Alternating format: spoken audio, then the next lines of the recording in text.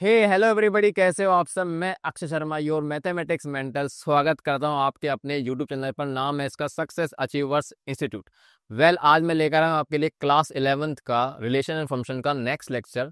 क्योंकि हमने previous lecture में जो बातें चल रही थी, हमारी बात चल रही थी फंक्शन से रिलेटेड, और फंक्शन के हमने यहाँ पर से कई सारे जो स्पेशल फंक्शंस थे उनके हमने ग्राफ, डोमेन, रेंज की बात कर ली थी।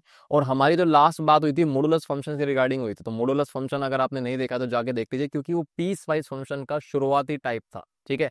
तो आज के लेक्चर के अंदर अपन लोग पीस वाइज के अंदर जो बचे कुचे है ना, सारे सारे उनकी बात करेंगे। जिसमें से आपके पास दिख रहा है, आपको सिग्नम मिलेगा, ग्रेटेस्ट इंटीजर मिलेगा, स्मॉलेस्ट इंटीजर, फ्रैक्शनल पार्ट, इन सब के अपन लोग ग्राफ बनाएंगे, ऑब्जर्व करेंगे। कुछ छोटे मोटे क्वेश्चन से हम लोग चीजें निकालना सीखेंगे, क्या, डोमेन और रेंज और ग्राफ। तो आज के लेक्चर में ये चारों के चारों जो बचे हुए हैं ना पीस वाइज के टुकड़े, उनको आप खत्म कर देंगे। तो पीस वाइज फंक्शन जो है हमारा आज का लेक्चर पूरा के पूरा चारों के चारों इस पे डेडिकेटेड रहेगा ना। ठीक है। ओके, तो चलो शुरू करते हैं आज के लेक्चर को फटाफट से, बिना देरी के। हाँ जी। तो हमने जो प्रीवियस बात करी थी पहले उसको थोड़ा सा रिकॉल कर लेते हैं। क्या क्या पढ़ लिया था हम लोगों ने। देखो, फंक्शन हम लोग समझ चुके थे। फंक्शन अपने आप में एज अ मशीन देख लिया था हमने। Function as a special kind of relation देख लिया था। तो फंक्शन की डेफिनेशन अपन को क्लियर है, आपको टेंशन की बात नहीं है। ठीक है। तो फंक्शन में हम लोगों ने एल्जेब्रिक समझ लिए। एल्जेब्रिक के अंदर हमने पॉलिनोमियल देख लिए थे, रैशनल देख लिए थे, इरेशनल देख लिए थे, इनके ग्राफ भी देख लिए थे, डोमेन रेंज सब समझ लिया था। उसके बाद जो पीस वाइज फंक्शन है, उस पीस वाइज फंक्शन के अंदर हम बात कर रहे थे। और पीस वाइज में मैंने प्रीवियस में मॉडुलस आपको कवर करा दिया, जो कि मैं बता चुका हूँ आपको। आज अपन लोग पढ़ेंगे signum, greatest integer, least integer और फ्रैक्शनल पार्ट। लीस्ट इंटीजर को आप स्मॉलेस्ट इंटीजर भी बोलते हो ना, वो सब चीजें वैलिड है ना। ठीक है। तो चलो जल्दी से आगे बात करते हैं, स्टार्ट करते हैं आज का लेक्चर सिग्नम फंक्शन के साथ। तो सिग्नम में आप थोड़ा ध्यान से देखोगे ना, सिग्नम वर्ड को देख लो आप। ये सिग्नम जो है, इसमें ऐसा नहीं लग रहा साइन, है ना। साइन, साइन की बात कर रहा है। अब साइन कैसे कैसे होता है किसी वैल्यू की, पॉजिटिव, नेगेटिव, और एक ऐसी वैल्यू जो नेगेटिव पॉजिटिव नहीं होती, वो क्या होती है आपकी, जीरो। तो बस उसी से रिगार्डिंग चीजें, बस थोड़ा सा इसको डिटेल में पढ़ते हैं। ओके। तो देखो सिग्नम की डेफिनेशन क्या है। तो सिग्नम को डिफाइन करते हैं, डिनोट किससे करते हैं, एस जी एन और ब्रैकेट में एक्स। तो एक्स आपको पता है ना, यहाँ पर से खाएगा, है ना। मशीन, मशीन ही तो ये भी। तो ये इनपुट लेगा तो एक्स की वैल्यू, उसके बाद वो आउटपुट कैसे जनरेट करेगा, वो डिपेंड करेगा उसके डेफिनेशन पे। तो डेफिनेशन को समझते आ जाओ। तो y बराबर सिग्नम ऑफ x कैसे लिखा पड़ा है कि mode of x upon x बोलू या एक्स अपॉन मोड एक्स बोलू, एक ही बात है। ठीक है। कब, जब एक्स वैल्यू जीरो के बराबर नहीं। क्यों? क्योंकि आपको पता है ना, नीचे जीरो आ जाएगा तो अनर्थ हो जाएगा, तो नीचे जीरो नहीं आएगा। तो जब एक्स की वैल्यू जीरो नहीं है तो उस वक्त डेफिनेशन ये है, और जब एक्स वैल्यू जीरो हो जाएगी तो डेफिनेशन क्या आएगी, जीरो। ठीक है। अब ये तो था स्टाइलिश डेफिनेशन, हमें इसको थोड़ा सा ओपन करते हैं। याद होगा हमने मोड को ओपन करना सीख लिया था। तो यानी कि यहाँ पर से मोड एक्स को ओपन करेंगे तो अंदर की जो वैल्यू है ना, वो कहाँ पर आपकी नॉन नेगेटिव और कहाँ पर पॉजिटिव है और कहाँ पर जीरो, उस हिसाब से हम लोग सोल्व करते हैं। तो अब आप मुझे बताओ, अंदर की वैल्यू पॉजिटिव होगी तो आपका मोड कैसे खुलता है, पॉजिटिव, या फिर जीरो होगी तो भी पॉजिटिव खुलेगा। अब जीरो तो इसमें आ ही नहीं सकती, क्योंकि जीरो पर तो ऑलरेडी जीरो मिला पड़ा है। तो इसलिए हमने इसको ब्रेक कर लिया कि एक्स की वैल्यू अगर आपके पास जीरो से बड़ी है, मतलब पॉजिटिव है, तो आपका ये वाला मोड या फिर ये मोड, दोनों एक ही बात है, पॉजिटिव खुलेगा। तो एक्स अपॉन एक्स कितना बनेगा, वन। और यहाँ भी एक्स अपॉन एक्स क्या बनेगा, वन। तो जब भी एक्स पॉजिटिव आएगा ना, सिग्नम को पॉजिटिव वैल्यू मिलेगी, तो आपका जो आउटपुट है ना, वो क्या देगा आपको, वन। ठीक है। अगर एक्स वैल्यू जीरो है तो जीरो आने वाला है। लेकिन अगर एक्स नेगेटिव है तो आपको पता है नेगेटिव में मोड कैसा खुलेगा, ये आपका खुलेगा माइनस एक्स के साथ। और माइनस एक्स अपॉन एक्स काटेंगे तो कितना जाएगा, माइनस वन। चाहे आप यहाँ पे रखोगे तो एक्स अपॉन माइनस एक्स को काटोगे तो भी कितना आएगा, माइनस वन। तो यानी एक्स एक्स जीरो पर आपको आउटपुट मिलेगा माइनस वन। तो ये चीजें जब आपको मिल गया कि भाई इनपुट पे क्या आउटपुट मिलेगा, तो अब आपको समझ में आ गया ना कि एक्स और वाई की वैल्यू आपको पता चल चुकी है। तो अब आप ग्राफ बनाओगे, तो ग्राफ बनाते हैं यहाँ पर जल्दी से। ठीक है। तो चलो भाई, अब आप थोड़ा सा इसको समराइज कर लो। तो यानी मैंने यहाँ से देखा कि y बराबर में, है ना, ये y की वैल्यू कितनी होगी, वन। कब होगी, जब अपने पास x क्या होगा, जीरो से बड़ा। ठीक है सर। उसके बाद अगर मैं बोलूँ आपके पास y बराबर में जीरो, तब आएगा जब x की वैल्यू कितनी आएगी, जीरो। ठीक है। और अगर मैं आपसे बोलूँ y की वैल्यू माइनस वन, कब आ रही है, जब आपके पास x की वैल्यू क्या है, जीरो से छोटी। तो इसका मतलब आपको अलग अलग डोमेन में, इसी को तो बोलते हैं पीस वाइज, के अलग अलग इनपुट पे अलग अलग फंक्शन की वैल्यू आ रही है, डिफरेंट डिफरेंट आउटपुट मिल रहे हैं। ठीक है। तो चलो भाई जल्दी से बनाते हैं। तो इसका ग्राफ बनाने के लिए सिंपल चीज क्या करनी है आपको, कि x की वैल्यू पॉजिटिव है, यानी कि यहाँ पर से जीरो पर तो जीरो आ रहा है ना, जीरो पर जीरो प्लॉट कर दूं। चलो जीरो पर जीरो आ गया, ये जीरो आ गया आपका। ठीक है, ये जीरो बना दिया मैंने। अच्छा, ये जीरो आ गया। ओके। अच्छा, अब उसके बाद यहाँ पर से जैसे एक्स की वैल्यू जीरो से बड़ी होती है, जस्ट जीरो से बड़ी ना, 0.1 भी हो गई, कुछ भी हो गया, जीरो से जस्ट बड़ी होते ही आपकी जो वैल्यू है ना, वाई की वैल्यू कितनी बने, तो वाई बराबर 1 की लाइन बनानी पड़ेगी। तो वाई 1 कहाँ पर होगा, मान लेते हैं वाई 1 यहाँ पर है। अब देखो यहाँ पर से मैं ब्लैक ये खाली डॉट लगा रहा हूँ, एक सेकेंड इसको थोड़ा सही कर देते हैं। ये बना गया ना, तो मैं इस पे खाली डॉट क्यों लगा रहा हूँ, क्योंकि अब आप देखो दूर से देखोगे तो आपको पता नहीं चलेगा, पर अगर मैं बनाऊं वाई बराबर वाई 1 की लाइन, तो वाई बराबर 1 की लाइन अगर मैं बना देता हूँ, ये देखो, ये वाई बराबर 1 की लाइन मैंने बना दी है, तो ये चलती रहेगी। ठीक है। अब अगर आप दूर से देखोगे तो सोचोगे ना भाई एक्स की वैल्यू जीरो पर जीरो आ रहा है कि 1 आ रहा है, तो हम लोग यहाँ पर से बता रहे हैं कि जीरो बोल्ड डॉट का मतलब है कि वो इंक्लूड हो रहा है, और जो आपका ब्लैंक डॉट है इसका मतलब है कि एक्स की वैल्यू जीरो पर 1 आउटपुट नहीं आएगा, क्या आएगा, जीरो। लेकिन जैसे ही जीरो से वैल्यू बड़ी होती है, जैसे ही एक्स वैल्यू जीरो से जस्ट बड़ी हुई, तो ऊपर तुरंत से उछल के क्या वैल्यू आ जाएगी, 1। किसकी वैल्यू आ जाएगी, 1, ऑब्वियस सी बात है, सिग्नम की आ जाएगी। अब जीरो से जस्ट छोटा होते ही वाई की वैल्यू एकदम छलांग लगा के नीचे उतर के आ जाएगी, और वो कितनी आ जाएगी, ये आपकी आ जाएगी -1। तो यहाँ पर फिर से मैं क्या लगाऊंगा, खाली डॉट, ये मैं खाली डॉट लगा देता हूँ। ठीक है, तो इसकी वैल्यू फटाफट से अपलोड कर देते हैं, ये आ गए देखो, ये यहाँ से आ गया, ये रहा। तो ये आपका ग्राफ है। ठीक है, ग्राफ बन गया। अब ग्राफ बन गया तो डोमेन क्या है, तो देखो डोमेन में कोई दिक्कत नहीं, आप इसको कुछ ही खिला दो, ये कहीं पर भी नॉट डिफाइंड नहीं, इसका मतलब डोमेन तो इसका क्या आएगा, आर। लेकिन डोमेन के बाद जो रेंज आ रही है ना, वो रेंज वो क्या आ रही है आपके पास, तो रेंज को जब आप देखोगे तो आप बोलोगे कि इसमें वाई की वैल्यू क्या कर रही है, तो देखो ग्राफ यहाँ पर है ही नहीं, जहां पर ग्राफ है उस जगह पर वाई की वैल्यू क्या होगी, तो वाई की वैल्यू आपके पास एक ये आ रही है -1, है ना, और एक क्या आ रही है 0, और एक क्या आ रही है आपके पास 1। तो यही वैल्यू आएंगी हमारे पास, और कोई वैल्यू नहीं आएंगी। तो इसका मतलब याद रखना ये सेट है, ठीक है ना, इंटरवल नोटेशन नहीं है। तो इसमें तीन ही वैल्यू आएगी, रेंज इसकी आएगी या तो नेगेटिव या पॉजिटिव या जीरो। तो यही तो बताया था मैंने आपको, सिग्नम मतलब साइन, साइन तो तीन ही प्रकार के होते हैं, या तो पॉजिटिव या नेगेटिव, या ना तो नेगेटिव ना पॉजिटिव। तो कुल मिला के इनपुट जो होगा ना उसके हिसाब से पॉजिटिव आएगा तो आपका +1 रिटर्न कर देगा। अगर नेगेटिव वैल्यू आएगी कोई, उसके अंदर कोई सी भी नेगेटिव आए ना, माइनस इन्फिनिटी पे जा रही है, तब भी उसका आंसर कितना आएगा, -1। और जब जीरो आएगा तो आंसर जीरो आएगा। ठीक है, आओ इसको देखते हैं ग्राफ को डेस्मोस पे जाके।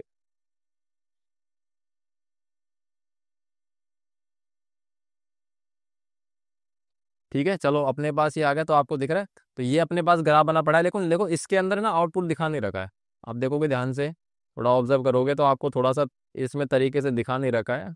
यहाँ पर देखो कि यहाँ पर वैल्यू क्या आएगी, देखो 0 पर 0 है, लेकिन इसमें ऐसे दिखाया हुआ है क्योंकि आपको पता है 1 0 पर देखो आ ही नहीं रहा, 0 पर 1 नहीं आ रहा है, 0.05 दिखा रहा है, ध्यान से दिख रहा है 0.05, यानी कि इसमें है ना 0 पर तो 0 आएगा, और जैसे ही मैं हल्का सा इधर खिसकता हूँ तो आपको दिखेगा कि ये वैल्यू देखो, ये जीरो नहीं हो रही, -0.01, मतलब एग्जैक्ट जीरो पर तो जीरो आएगा, जीरो से जस्ट छोटे पर -1 आएगा, और जीरो से जस्ट बड़े पर 1 आएगा। तो ये आपको देख रहा है ग्राफ, आराम से देख लो दूर से ठीक है, ये ऐसे।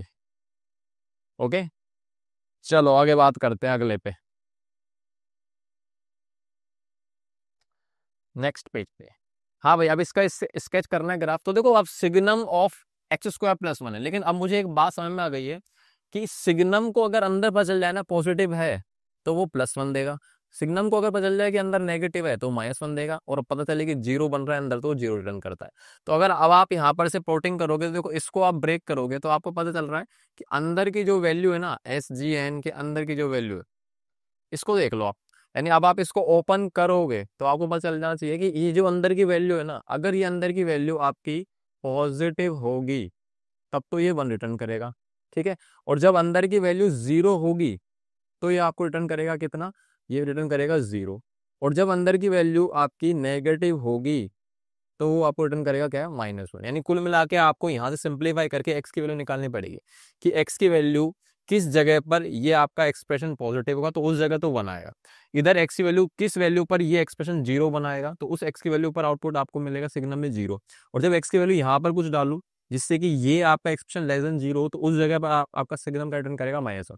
लेकिन अब आप इस चीज को ऑब्जर्व करोगे तो आपको पता चलेगा कि सर ये तो हमने पढ़ रखा है, क्या पढ़ रखा है कि x² + 1 is always a positive quantity, ये जीरो भी नहीं हो सकता, ये जीरो भी नहीं हो सकता है। यानी कि यहाँ पर से सिग्नम के अंदर हमेशा वैल्यू क्या जा रही है, पॉजिटिव, और सिग्नम में जब भी पॉजिटिव वैल्यू जाएगी सिर्फ आंसर क्या आएगा, इसका 1। यानी इसका एक ही आंसर आएगा, चाहे आप एक्स की वैल्यू कुछ डाल दो, एक्स की वैल्यू आप कुछ भी डाल दो इसके अंदर, एनी रियल नंबर डाल दो, ये डिफाइंड रहेगा और उससे आपका आंसर हमेशा 1 आएगा, कभी भी इसका आंसर 0 - 1 नहीं आएगा, इस क्वेश्चन में नहीं आएगा। लेकिन मान लो कोई और एक्सप्रेशन हो जाए, है ना, तो उस जगह पर आपकी वैल्यूज आ सकती हैं अलग अलग। जैसे आप लीनियर लोगे इसमें तो आपका अलग अलग आंसर आ सकता है। ठीक है, समझ में आ गई मेरी बात? यानी अगर मान लो कि इसके, चलो पहले तो इसको प्लॉट करते हैं, तो यानी अगर इसमें जो ग्राफ बनेगा ना उसमें ये वाली चीज तो आनी नहीं है, ये चीज तो होनी ही नहीं है, पॉसिबल ही नहीं है, तो इसको तो आप हटा ही दो। तो सिर्फ अपना जो पास जो अंदर पॉजिटिव बन जाएगा, पॉजिटिव जाएगा, तो इसका मतलब सिर्फ इसका ग्राफ आएगा 1।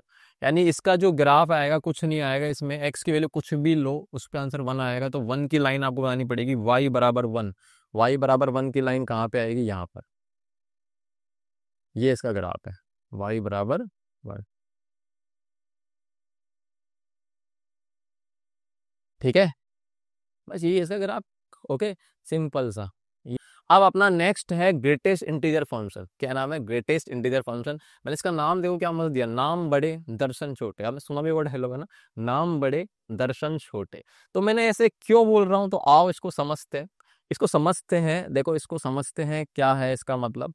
ओके चलो, तो देखो इसको इनपुट खिलाते हैं, तो इनपुट खिलाएंगे, खिलाएंगे, खिलाएंगे, खिलाएंगे। तो खिलाने के बाद क्या क्या आउटपुट आता है वो देख लेते हैं। तो जैसे मैंने इसको खिलाया पहले 1.6, है ना, फिर मैंने खिलाया इसको 2.7, फिर मैंने खिलाया इसको 2, फिर मैंने खिलाया इसको -3, फिर मैंने इसको खिलाया माइनस का 3.7 या 3.7 तो ले लिया ना, 7 की जगह कुछ छोड़ लेते हैं, 3.4 ले लिया। ठीक है, ओके। तो ये मैंने वैल्यूज खिलाई, अब खिलाएंगे तो इसको आउटपुट भी मिलेगा। तो कैसे आउटपुट मिलेगा देखो, तो इसका आउटपुट क्या आएगा, अब आप ध्यान से सुनना आउटपुट कैसे निकलेगा। तो 1.6 का ग्रेटेस्ट इंटीजर आपको लिखना है ना, ऐसे। ओके, अच्छा इसका जो साइन है, चलो अभी बता देता हूँ आपको, इसका जो साइन है ना वो ये भी होता है ना, ऐसे, इस तरह का, छोटा छोटा सा ना, इस तरह का, थोड़ा तरीके से बना देता हूँ साफ सुथरा, ऐसा। ठीक है, यानी एक तरह से बता रहा है छोटा कर दो। ठीक है, चलो तो 1.6 इंटीजर कैसे निकाला है, तो देखो भाई नंबर लाइन पे कूद जाओ, है ना, नंबर लाइन पे आप कूद जाओगे। तो नंबर लाइन पे मान लो यहाँ पे समझो ये नंबर लाइन है।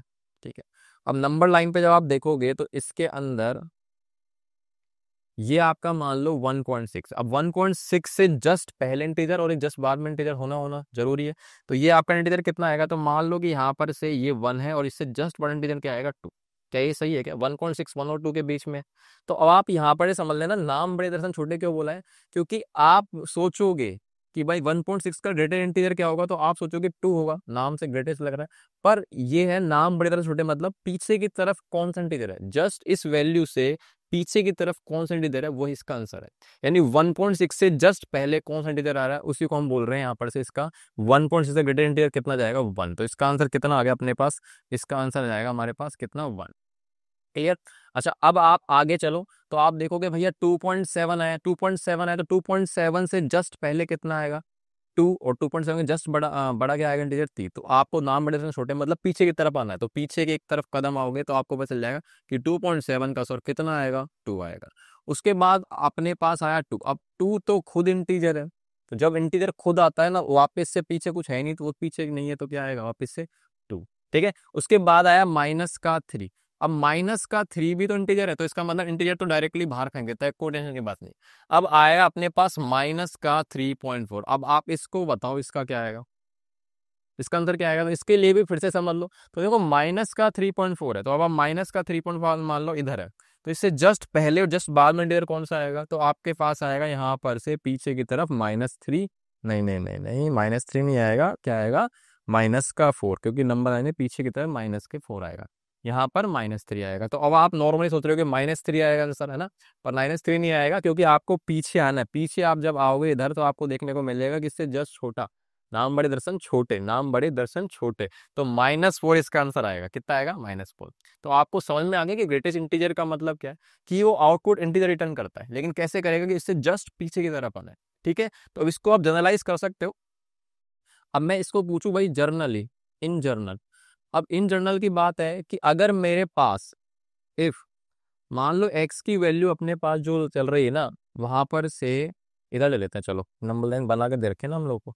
मान लो कि अपना जो x है ना वो इधर घूम रहा है, ठीक है, और यहाँ पर से इसके जस्ट पीछे को इंटीजर n है और इससे जस्ट बड़ा n+1 है, यही तो होगा। तो x अपने पास n और n+1 के बीच में आ रहा है, और n अपने पास यहाँ पर क्या है, तो यहाँ पे बोल देता हूँ मैं n अपने पास है, n इज इंटीजर। ठीक है सर। तो अगर मैं पूछूं कि आपके पास जो है x की वैल्यू क्या आएगी, तो आप देखोगे पीछे आके कि पीछे क्या है हमारे पास, पीछे क्या आएगी n।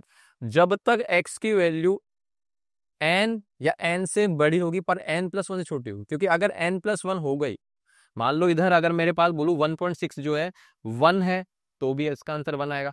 1 से जस्ट बड़ा है तो आपके पास 1 आएगा ग्रेटर इंटीजर का। लेकिन जैसे ही वो 1.6 2 पर पहुंचेगी तो 2 का ग्रेटर इंटीजर क्या हो जाएगा 2। यानी मैं ये समझ गया हूं कि अगर x की वैल्यू n या n+1 से छोटी होगी, है ना, इक्वल टू नहीं होगा, क्या होगा, छोटी, तो हमारे पास 100% जो ग्रेटर इंटीजर आएगा ना किसका, x का, वो अपने पास कितना आने वाला है, पीछू। पीछू आ जाओ, पीछू, यानी ये आएगा अपने पास। क्या ये चीज क्लियर हो गई आपको, हाँ या ना, समझ में आ गई। तो ये आपके पास n आएगा, पर n+1 पर मैं क्या लगा देता हूँ, ऐसे बोल्ड लगा देता हूँ, वो खाली वाला, खाली खाली बोल फेंकूंगा, ये रहा। तो x की वैल्यू जब जब n या n से बड़ी होगी पर n+1 छोटी होगी, तो हमेशा अपने पास आंसर क्या आएगा, ग्रेटर का x।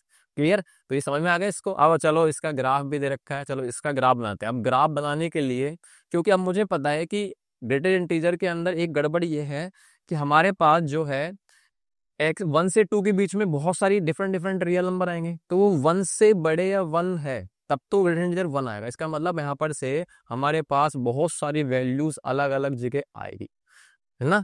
ठीक है, अलग अलग जगह मतलब देखो कैसे, कि जैसे मैंने आपसे बोला कि 0 या 0 से बड़ा लेकिन 1 से छोटा है, तो आपका ग्रेटर इंटीजर क्या होगा, तो 0 है तो 0 आएगा, 0 से जस्ट बड़ा है तो भी पीछे आ जाऊंगा तो कितना जाएगा जन, लेकिन 1 आते ही आपका छलांग मार जाएगा 1 पे, तो आप 1 इसमें मत लो। फिर मैंने ले लिया 1 से बड़ा x और 0 से छोटा, फिर मैंने 2 बराबर 2 से बड़ा पर 3 से छोटा, फिर मैंने लिया -1 से और ये 0 तक, और फिर मैंने लिया -2 से और ये आपका 1 तक। ठीक है, तो 1 1 और 1 से बड़े पर लेकिन 2 से छोटे पर तो कितना आएगा ग्रेटर इंटीजर 1। यहाँ पे 2 या 2 से 3 में तो ये आएगा आपका 2, और यहाँ पे -1 से 0 में तो पीछे आ जाऊंगा -1, और यहाँ पर आएगा आपको इतना -2। ठीक है, तो इतने में आपका ग्राफ बन जाएगा। हमें पूरा तो बनाना भी नहीं है, बनेगा भी नहीं, क्योंकि आप कुछ भी खिला सकते हो, है ना। चलो डोमेन की बात कर लेंगे, कोई दिक्कत नहीं है। चलो भाई बनाओ बनाओ बनाओ बनाओ। तो अपने पास जो है 0 और 1, तो 0 पर कितना आएगा, 0 पर 0 आ रहा है ना। उसके बाद 1 तक जा रहा हूँ तो ये आपका मान लो 1 है, उसके बाद मैंने मान लिया 2 और फिर मैंने मान लिया 3। ठीक है, ये रहा। और पीछे आपके पास क्या रहा है, -1, और ये एक मिनट रुको, -1 और ये -2। ठीक है, अब अपने पास प्लॉटिंग करते हैं जल्दी से, क्या क्या बनेगा देखो। हाँ भाई, 0 से 1 के बीच में 0 है, मतलब 0 पर 0 आएगा, और उसके बाद 1 तक जाऊंगा, लेकिन जैसे ही 1 आया तो 1 पर आपका ग्राफ छलांग लगा के कितना बन जाएगा, छलांग लगा के बन जाएगा 1 पर आते कितना 1, यानी कि ये आपका आ जाएगा यहाँ पर से छलांग लगा के 1 पर, ये आ गया आपका यहाँ पर। ठीक है, ओके। अब 1 से 2 के बीच में ये आपका 1 देगा, लेकिन जैसे ही 2 पे आएगा छलांग लगा के चल जाएगा कहाँ पर, ये चले गया 2 के ऊपर, तो 2 आउटपुट आती है। 2 या 2 से 3 के बीच में बनेगा आपके पास 2, तो यहाँ पर से ये चीज आ गई इधर, ये आ गया। और 2 से 3 के बीच में ये आएगा, और फिर 3 या 3 से बड़े पर आ जाएगा वापस से 3। तो मैं आगे बना ही नहीं रहा हूँ ना, ठीक है, वो चलता रहेगा ऐसे। अच्छा, उसके बाद जब पीछे आएंगे तो आप देखोगे -1 और 0 के बीच में देने का -1, तो यानी कि अपने पास -1 नीचे ले लेते हैं, ये आपका -1 है। ओके, तो यानी यहाँ पर से ये जो ग्राफ आएगा इधर क्या बनेगा, तो इधर बना देता हूँ खाली बोल, उसके बाद यहाँ पर से -1 तक चलेगा आपकी ये वैल्यू।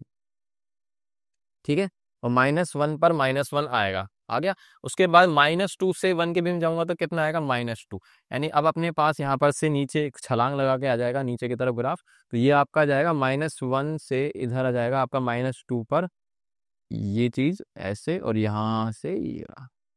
तो दिखा आपको ग्राफ इस तरह का, तो ये चलता जाएगा। तो यहाँ पर से एक चीज बताओ मुझे, इसका डोमेन क्या आ रहा है सर। तो डोमेन की जब आप बात करोगे तो आपने देख लिया कि इसका जो डोमेन आएगा और इसका दूसरा जो रेंज आएगा वो आप देख लो। डोमेन में तो कोई टेंशन नहीं है, एक्स की वैल्यू कुछ ही खिलाओ, कोई टेंशन की बात नहीं है। तो इसका डोमेन तो क्या आएगा, x belongs to all real number, कोई टेंशन नहीं है, कुछ ही खिलाओ। लेकिन रेंज क्या आएगा, तो रेंज आप यहाँ पर देख लो, सारे जो भी नंबर सारे ना नाम में इंटीजर है, तो इसका जो डोमेन आएगा वो क्या आएगा, जेड आएगा। क्या आएगा, जेड इंटीजर आएगा। क्लियर। तो ये जो फंक्शन है इसका ग्राफ आप देखोगे तो मैं बता देता हूँ, डिसकंटिन्यूस होता है ना। अभी डिसकंटिन्यूस वगैरह ये वैसे तो 12th क्लास में आएगा। डिसकंटिन्यूस एट कहाँ पर, जहां पर आपका पेन उठाना पड़ा है। तो जैसे आप 0 से चले, फिर 1 पर आपने पेन उठाया, फिर 1 से चले, फिर 2 पर उठाया, फिर 2 से चले 3 पे उठाया। तो आप यहाँ पर कहाँ पर उठा रहे हो, तो आप उठा रहे हो इसको इंटीजर पॉइंट्स पे। तो जहां पर इंटीजर है ना वहां पर आपका फंक्शन का ग्राफ है ये डिसकंटिन्यूस हो रहा है, ग्राफ ब्रेक हो रहा है, बाकी कोई टेंशन नहीं है। इसका डोमेन आर होगा, रेंज जेड होगा। आई होप आपको समझ में आ गया होगा। तो इसका ग्राफ जल्दी से देख लेते हैं, पर इससे पहले एक नाम और इनका स्टेप फंक्शन और फ्लोर फंक्शन बोलते हैं इसको। स्टेप मतलब देखो ध्यान से, अगर मैं आपको थोड़ा सा चित्रहार बना के दिखाऊं कि ऐसे कैसे कैसे देखो, इसको आप ध्यान से देखो। अगर मैं इनको ऐसे ऐसे कर दूं तो आप एक चीज देखोगे कि ये नहीं लग रहा स्टेप जैसा, है ना। स्टेप्स लग रहे नहीं लग रहे, बताओ। ऐसे नहीं लग रहे, सीढ़ी। इसलिए इसका नाम स्टेप बोल देते हैं, स्टेप फंक्शन या फ्लोर फंक्शन। फ्लोर भी स्टेप जैसा होता है, फ्लोर नीचे की तरफ होता है। ठीक है, चलो इसको एक बार ग्राफ देखते हैं डेस्मोस पे। हाँ जी, इधर कहाँ गया कहाँ गया, जीरा। इसको उठाते हैं, ये रहा। इसका देखो नाम फ्लोर फंक्शन है, फ्लोर है ना। डेस्मोस पे फ्लोर है, तो देखो आप देख रहे हैं फ्लोर, तो ये फ्लोर है देख लो, है ना। वो चीज़ है। अब इसमें बोल्ड और ब्लैक डॉट दिखाई नहीं जाते, पर आपको मैंने समझा दिया। तो ये आपका फ्लो फंक्शन है, सीढ़ियाँ हैं जो आपको कामयाबी तक लेके जाएंगे, तो इन पे चलना है आपको, है ना। ठीक है, चलो चलो आगे बात करते हैं। अब इसकी प्रॉपर्टीज आएगी, तो प्रॉपर्टीज क्या है वो पढ़ लेते हैं। देखो प्रॉपर्टीज को रटने की जरूरत नहीं है, सिर्फ ऑब्जर्व करना है आपको, क्योंकि अगर आपको समझ में आ गया तो आप यूज कर सकते हो। फटाफट से पढ़ते हैं बिना देरी के। तो ये चीज क्या है, तो देखो ये बोल रहा है कि ग्रेटर इंटीजर की वैल्यू जो है यहाँ से यहाँ तक चलेगी एक्स की वैल्यू के हिसाब से। तो आप एग्जाम्पल ले लो, जैसे एग्जाम्पल के लिए मैंने लिया मान लो 1.5, तो 1.5 एक्स की वैल्यू है ना। ये किसकी वैल्यू, एक्स की। तो अब आप खुद देख लो कि इसको अगर मैं देखूंगा तो 1.5 का integer less than equal to x, और ये जाएगा यहाँ पर से लेस देन वाला, और ये 1.5 प्लस में 1। ठीक है। हाँ भाई, अब आप खुद देख लो कि ये वैल्यू जो है एक्स की वैल्यू डाल दो 1.5, तो क्या ये वैलिड है कि नहीं है। 1.5 का इंटीजर 1 होगा, ये 1.5 और यहाँ पर से 1 + 1 कितना जाएगा 2। तो अब आप खुद देख लो ये चीज़ें वैलिड आ रही है नहीं आ रही है। तो बस ये चीज़ बस ऑब्जर्व करने की, हाँ सही है कि नहीं है। तो कभी आपको देखने को मिले तो ऐसे वैल्यूज डाल के देख लो। इवन इसमें भी डालूंगा देखो मैं, है ना। याद करने की जरूरत भी नहीं है, ऑब्जर्व करो, जस्ट यही वैल्यू ले लो 1.5। तो आप जब चेक करोगे तो 1.5 -1 और 1.5 का ग्रेटेस्ट इंटीजर, और ये आपका 1.5। तो आप बताओ यहाँ पर से माइनस करूंगा तो कितना आएगा 0.5। तो 1.5 का 1 हो जाएगा और ये जाएगा 1.5। तो क्या ये सही है क्या, बिल्कुल सही है। ठीक है, ऐसे बस समझना है और कुछ नहीं। हाँ नेक्स्ट देखो ये वाला, ये क्या कह रहा है, ये हमारा कह रहा है कि अगर आई इंटीजर है तो एक्स की वैल्यू, अगर ये चीज तो अपन पढ़ चुके हैं, तो मेन डेफिनेशन है इसकी कि एक्स की वैल्यू मान लो ये नंबर लाइन हो, ये आपके पास लिखा पड़ा आई, और यहाँ पर से ये लिखा पड़ा है आपके पास i+1। तो ये तो होता ही i+1, जस्ट इससे इंटीजर है। तो आई आपका क्या है, आई आपका बिलोंग्स टू जेड है। ठीक है सर। अब आप खुद देख लो यहाँ पर से कि अगर इन एक्स की वैल्यू यहाँ पर है, एक्स की वैल्यू आई या आई से बड़े पर i+1 छोटी है, तो आप खुद बताओ कि इसका जो ग्रेटेस्ट इंटीजर आएगा एक्स का वो कितना आएगा। मैं बिना देखे बताता हूँ कितना आएगा, यही तो लिखा पड़ा है और यही तो प्रॉपर्टी है अपनी, ये मेन डेफिनेशन है इसकी एक्चुअली में। ठीक है। अच्छा इस पे आ जाओ, ग्रेटर इंटीजर के अंदर ग्रेटर इंटीजर तो कोई टेंशन की बात ही नहीं है। आप तो ये देख लो कि अगर मैं एग्जांपल एक्स की वैल्यू 1.5 से, तो इसका ग्रेटेस्ट इंटीजर और इसका ग्रेटर इंटीजर लूंगा तो कितना आएगा। अब आप खुद देख लो, अब आप खुद बताओ अंदर ग्रेटर इंटीजर 1.5 का क्या बनेगा, ये बनेगा अंदर 1। अब अंदर इससे 1 बन गया है, तो आप खुद देख लो कि ग्रेटर इंटीजर के अंदर इंटीजर आ गया, तो वो ऑटोमेटिकली आपको क्या रिटर्न करेगा 1। और ये चीज जो है किसके बराबर है, ये आपका इसी के तो बराबर है। तो इसका मतलब ग्रेटर इंटीजर चाहे 2 3 4 5 कितने आ जाएं, तो आप डायरेक्टली वो 2 3 4 5 को हटा के सीधा एक ही लिख दिया करो, उसमें कोई टेंशन की बात नहीं है। जैसे मोड में करा था हम लोगों ने, मोड में अगर 4 5 मोड आया तो कोई टेंशन नहीं है, वो एक ही मोड होगा। क्लियर। तो ये चीज ध्यान रखना। अगला, ये भी काफी अच्छी है, इसको थोड़ा ध्यान रखना। Greater integer of x plus minus x का ग्रेटर इंटीजर क्या क्या होगा, तो डिपेंड करेगा कि एक्स की वैल्यू इंटीजर है या नहीं है। तो लेके देख ले, जैसे मान लो एग्जाम्पल के लिए मैंने एक्स की वैल्यू दे ली मान लो 1, है ना। तो इसमें डालो तो ग्रेटर इंटीजर 1 प्लस में -1 कितना आएगा। तो आपको पता है 1 का ग्रेटर इंटीजर 1 होगा, और -1 का कितना होगा -1, तो अल्टीमेटली कितना आएगा 0। तो ये चीज़ है, तो रटने की जरूरत नहीं, सिर्फ ऑब्जर्व करना है। ओके। अच्छा उसके बाद अगर मैं बोलूँ कि इस बार मैंने एक्स की वैल्यू इंटीजर नहीं ली, तो क्या होगा, तो एक्स की वैल्यू मान लो वही 1.5 है ना, ठीक है।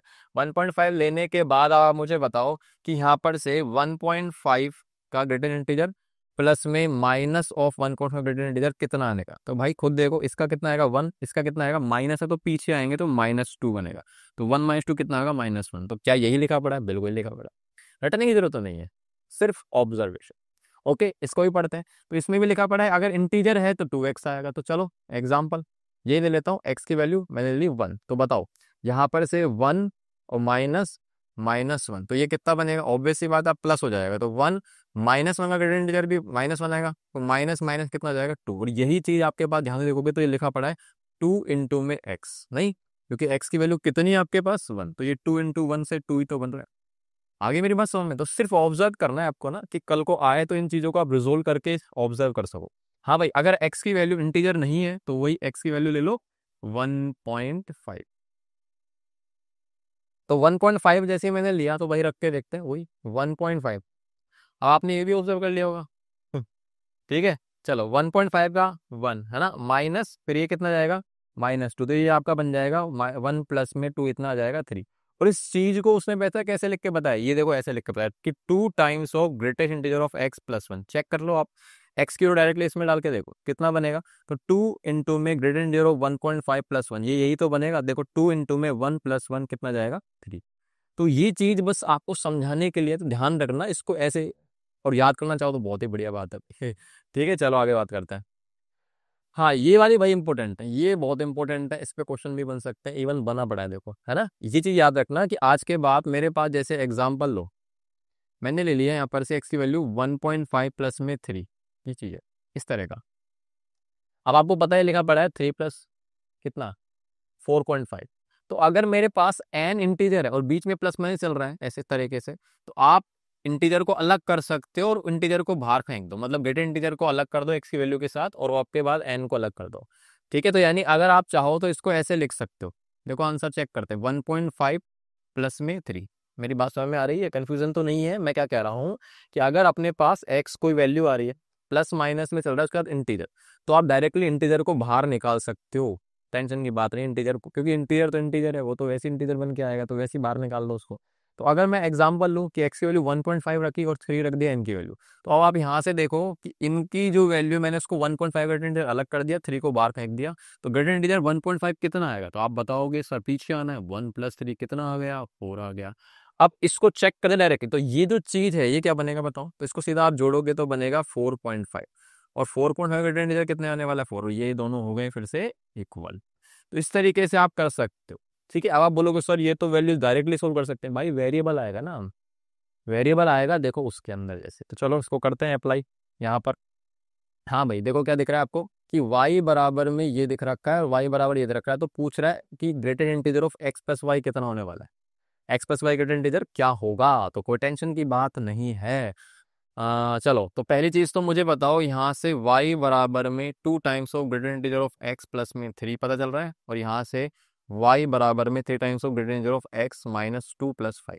तो अभी जो सीख क्या है वो यहाँ पर लग रहा है ना, यहाँ पर लग सकता है देखो चीजें, क्योंकि x -2 है ना, तो इसको आप कैसे सोल्व करोगे, तो इस चीज को आप लिख लो ग्रेटर इंटीजर ऑफ x है ना, फिर -2 अलग हो जाएगा, लेकिन ब्रैकेट लगा देना, याद रखना बाहर 3 घूम रहा है। ओके, तो इस चीज को मैंने ऐसे लिख दिया, ये चीज यहाँ पर थी तो मैंने इसको ग्रेटर इंटीजर ऑफ x और -2 को बाहर निकाल दिया, लगा दी प्रॉपर्टी। अच्छा अब यहाँ से इसको सोल्व कर लो, y बराबर में 3 of greater integer of x और -3 × 6 प्लस में 5, तो अल्टीमेटली ये कितना हो गया आपके पास 3 times of greater integer of x और -6 + 5 माइनस का 1। तो ये y की वैल्यू यहाँ से आ गई, ये y की वैल्यू अपने पास गिवन दे रखी है, तो दोनों y की वैल्यू तो आप इन दोनों को इक्वेट करा के रिजोल्व नहीं कर सकते हो, दो इक्वेशन दो वेरिएबल, अरे बड़ी आसान बात है। तो ये फर्स्ट और ये आपकी सेकंड, तो फ्रॉम फर्स्ट एंड सेकंड आप कर दो, फ्रॉम फर्स्ट एंड सेकंड आप जब करोगे तो आपको क्या देखने को मिलेगा, फ्रॉम फर्स्ट एंड सेकंड। हाँ भाई दोनों को इक्वल करा दूँ तो 2 of greater integer of x plus में 3 और इक्वल टू में 3 greater integer of x minus में 1, ये चीज आ गई। तो यहाँ से देखते हैं ग्रेटर इंटीजर की वैल्यू कितनी आ रही है x की, क्योंकि एक की निकल गई ना तो y की वैल्यू अपने आप निकाल देंगे पुट करके। ठीक है, तो यानी यहाँ से आप देखो इसको उधर भेज दो, तो ये 3 ऑफ 2 कितना जाएगा greater integer of x। Okay, उस वैल्यू को 1 को आप -1 को इधर बुला लो तो 3 -1 इधर आके हो जाएगा +1, यानी कि ये आ जाएगा 4। तो ग्रेटर इंटीजर ऑफ x की वैल्यू अपने पास कितनी आ गई? 4। अब आप वैसे सोचो कि x की वैल्यू क्या क्या हो सकती है। देखो x की वैल्यू पूछी नहीं है वैसे, पर आप सोचोगे कि भाई x की वैल्यू अगर ग्रेटर इंटीजर की 4 आ रही है तो x की वैल्यू यहाँ पर 4 हो सकती है 4.1 हो सकती है, पर 5 नहीं होगी। यानी कुल मिला के अगर मैं आपसे पूछूं ना कि यहाँ से x की वैल्यू क्या आएगी, तो आप बोलोगे सर x बिलोंग्स टू 4 से लेकर 5, लेकिन 5 नहीं आएगा। तो इस तरीके से चीजें आप ऑब्जर्व कर सकते हो। ओके, क्योंकि 4 आ सकता है, 4 से बड़ी होगी, पर 5 नहीं आ सकती। तो ये हमारी मेन डेफिनेशन से हमने सीख लिया। अच्छा, अब अपन को निकालना क्या था? ये निकालना, तो चलो भाई निकालते हैं। ओके, तो यहाँ से मेरे पास जो y की वैल्यू कितनी आ रही है वो देखो। हम्म y की वैल्यू कितनी आ रही है, तो फ्रॉम फर्स्ट से निकाल लो। तो y की वैल्यू अपने पास आई है, ग्रेटर इंटीजर का 2 टाइम्स कर दो। तो y बराबर में 2 टाइम्स ऑफ ये जाएगा 4 + 3, तो आएगा अपने पास y बराबर में 4 दूनी 8 3 11। आ गया? आ गया y की वैल्यू 11। अब आपको क्या करना है, बस आपको ये चीज निकालनी है। तो देयरफॉर अब आपने पास x + y, इसकी वैल्यू निकालनी है। ठीक है, हाँ, ग्रेटर इंटीजर ऑफ x बराबर में 4 और y बराबर 11। तो यहाँ पर एक बात बताओ मुझे, मैं y की वैल्यू रिप्लेस करा दूं? y की वैल्यू कितनी आ रही है अपने पास? 11, है ना? अब आप बताओ, ये वही प्रॉपर्टी नहीं आ गई जो अभी अपन लोग पड़ोस में पढ़ के आए इधर, है ना? नहीं तो आप डायरेक्टली देखो, डायरेक्टली अभी ब्रेक नहीं कर सकता था ना कि कहीं सोचो आप sir mod x greater integer of x, sorry, greater integer of x plus greater integer of y directly नहीं लिख सकता था, क्योंकि मुझे नहीं पता वाई की वैल्यू और एक्स की वैल्यू इंटीजर है या नहीं। लेकिन जैसे ही मैंने निकाला तो वाई की वैल्यू इंटीजर मिल गई, तो मैं खुश हो गया कि अब अपनी प्रॉपर्टी लग सकती है। तो अब आप इसको डिस्ट्रीब्यूट कर सकते हो। अब आपके पास ये जो चीज है इसकी वैल्यू कितनी है? 4। तो 4 + 11 कितना जाएगा अपने पास? 11 और 4 15। आगे बात समझ में? तो इसका आंसर आएगा 15। ठीक है, चलो आगे बात करते हैं। नेक्स्ट इनइक्वालिटी आ गई अपने पास, तो वही चीज़ है जो अभी आपको मैंने समझाया, कोई दिक्कत नहीं है। तो देखो, इस चीज़ को भी आपको रटने की जरूरत नहीं है, सिर्फ आप सोचो कि ग्रेटर इंटीजर ऑफ एक्स की वैल्यू अगर एन या एन से बड़ी है तो आप नंबर लाइन पे ले सकते हो अपने पास। इसमें अगर ये है तो एक्स की वैल्यू क्या आएगी? देखो यहाँ पर से ग्रेटर इंटीजर की वैल्यू अगर एन है, कोई भी एन आ रहा है अपने पास, समझने के लिए मान लो ये एन है। अब ग्रेटर इंटीजर की वैल्यू अगर एन या एन से बड़ी, और एन आपका इंटीजर है, तो खुद सोचो, एग्जाम्पल लेके देख लो, इसको बेस्ट रहेगा एग्जाम्पल ले लो। जैसे एग्जाम्पल के लिए मैंने ले लिया ग्रेटर इंटीजर ऑफ एक्स की वैल्यू मान लो 3 से बड़ी ले ली। तो अब आप वैसे ऑब्जर्व कर लो यार, एक्स की वैल्यू यहाँ पर क्या क्या हो सकती है जिससे ग्रेटर इंटीजर आपका 3 या 3 से बड़ा है। तो आप खुद देखो कि भाई एक्स की वैल्यू अपन जब जाएंगे 3, तो 3 इसमें डाल सकता हूँ, 3 की वैल्यू 3 आएगी। लेकिन जैसे ही मैं 3 से जस्ट बड़ा होऊंगा तो भी आपकी वैल्यू कितनी आएगी? 3, है ना? यानी यहाँ पे 4 आएगा, 5 आएगा, जो भी इंटीजर्स आएंगे अपने पास, तो एक्स की वैल्यू जैसे 3 रहेगी तो 3 आएगा, तो ये सही है, वैलिड है। अच्छा, एक्स की वैल्यू अगर मैं 3 से जस्ट बड़ा 3.1 डालूंगा तो भी इसका ग्रेटर इंटीजर 3 है, तो भी बराबर है, वैलिड है। तो इसका मतलब जो भी वैल्यू आएगी ना, ये 3 या 3 से बड़ी आएगी। तो इसमें यही तो लिखा पड़ा है कि एक्स की वैल्यू यहाँ पर से 3, है ना? ऐसे लिख दूँ, एक्स की वैल्यू 3 या 3 से क्या आने वाली है? बड़ी। तो यही चीज लिखी पड़ी, और एन आपका क्या होगा? इंटीजर होने वाला। क्लियर? तो याद रखने की मतलब रटने की जरूरत नहीं है, सिर्फ ऑब्जर्व कर लो। ग्रेटर इंटीजर ऑफ एक्स की वैल्यू अगर एन या एन से बड़ी, और एन आपका कोई इंटीजर है, तो इसका मतलब एक्स की वैल्यू एन या एन से बड़ी आने वाली। उधर भी चलते हैं, सिर्फ ऑब्जर्व करना है। अब यहाँ पर इक्वलिटी हट गई। इक्वलिटी हटने का मतलब है, जैसे एग्जांपल ले लो वही, कि यहाँ पर से मान लो कि आपका इंटीजर में 3 चल रहा है। अब आपकी जो वैल्यू है ना, यहाँ पे 3 नहीं आ रही, 3 नहीं आ रही, तो मैं इसे डाल देता हूँ इस पर व्हाइट बोर्ड। तो 3 से बड़ी आ रही है, तो आप खुद सोचो ग्रेटर इंटीजर की वैल्यू 3 से बड़ी आएगी। तो 3 से बड़ी आएगी तो उस वक्त एक्स की वैल्यू क्या होगी, है ना? अब 3 से बड़ी ग्रेटर इंटीजर की वैल्यू जस्ट क्या आएगी? 4 ही तो आएगी, हाँ या ना? भाई ग्रेटर इंटीजर की वैल्यू 3 है, 3 से बड़ी आ रही है तो 4 ही तो आएगी। तो एक्स की वैल्यू क्या होने वाली है? खुद बताओ, एक्स की वैल्यू क्या होगी? बताओ। एक्स की वैल्यू आपको पता है ना कि ग्रेटर इंटीजर की वैल्यू 3 से जस्ट बड़ी 4 आएगी, तो एक्स की वैल्यू आपको 4 या 4 से बड़ी देनी पड़ेगी। इसका मतलब एक्स की वैल्यू क्या देनी पड़ेगी? 3+1, हाँ या ना? समझ रहे मेरी बात भाई? कंफ्यूजन तो नहीं है? ग्रेटर इंटीजर की वैल्यू अगर 3 से बड़ी है, तो 3 से बड़ी है तो अगली 4 ही तो आएगी।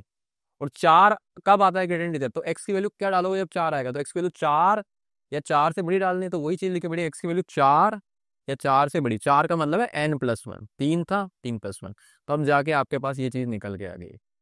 ठीक है, रटने की जरूरत नहीं है, ऑब्जर्वेशन।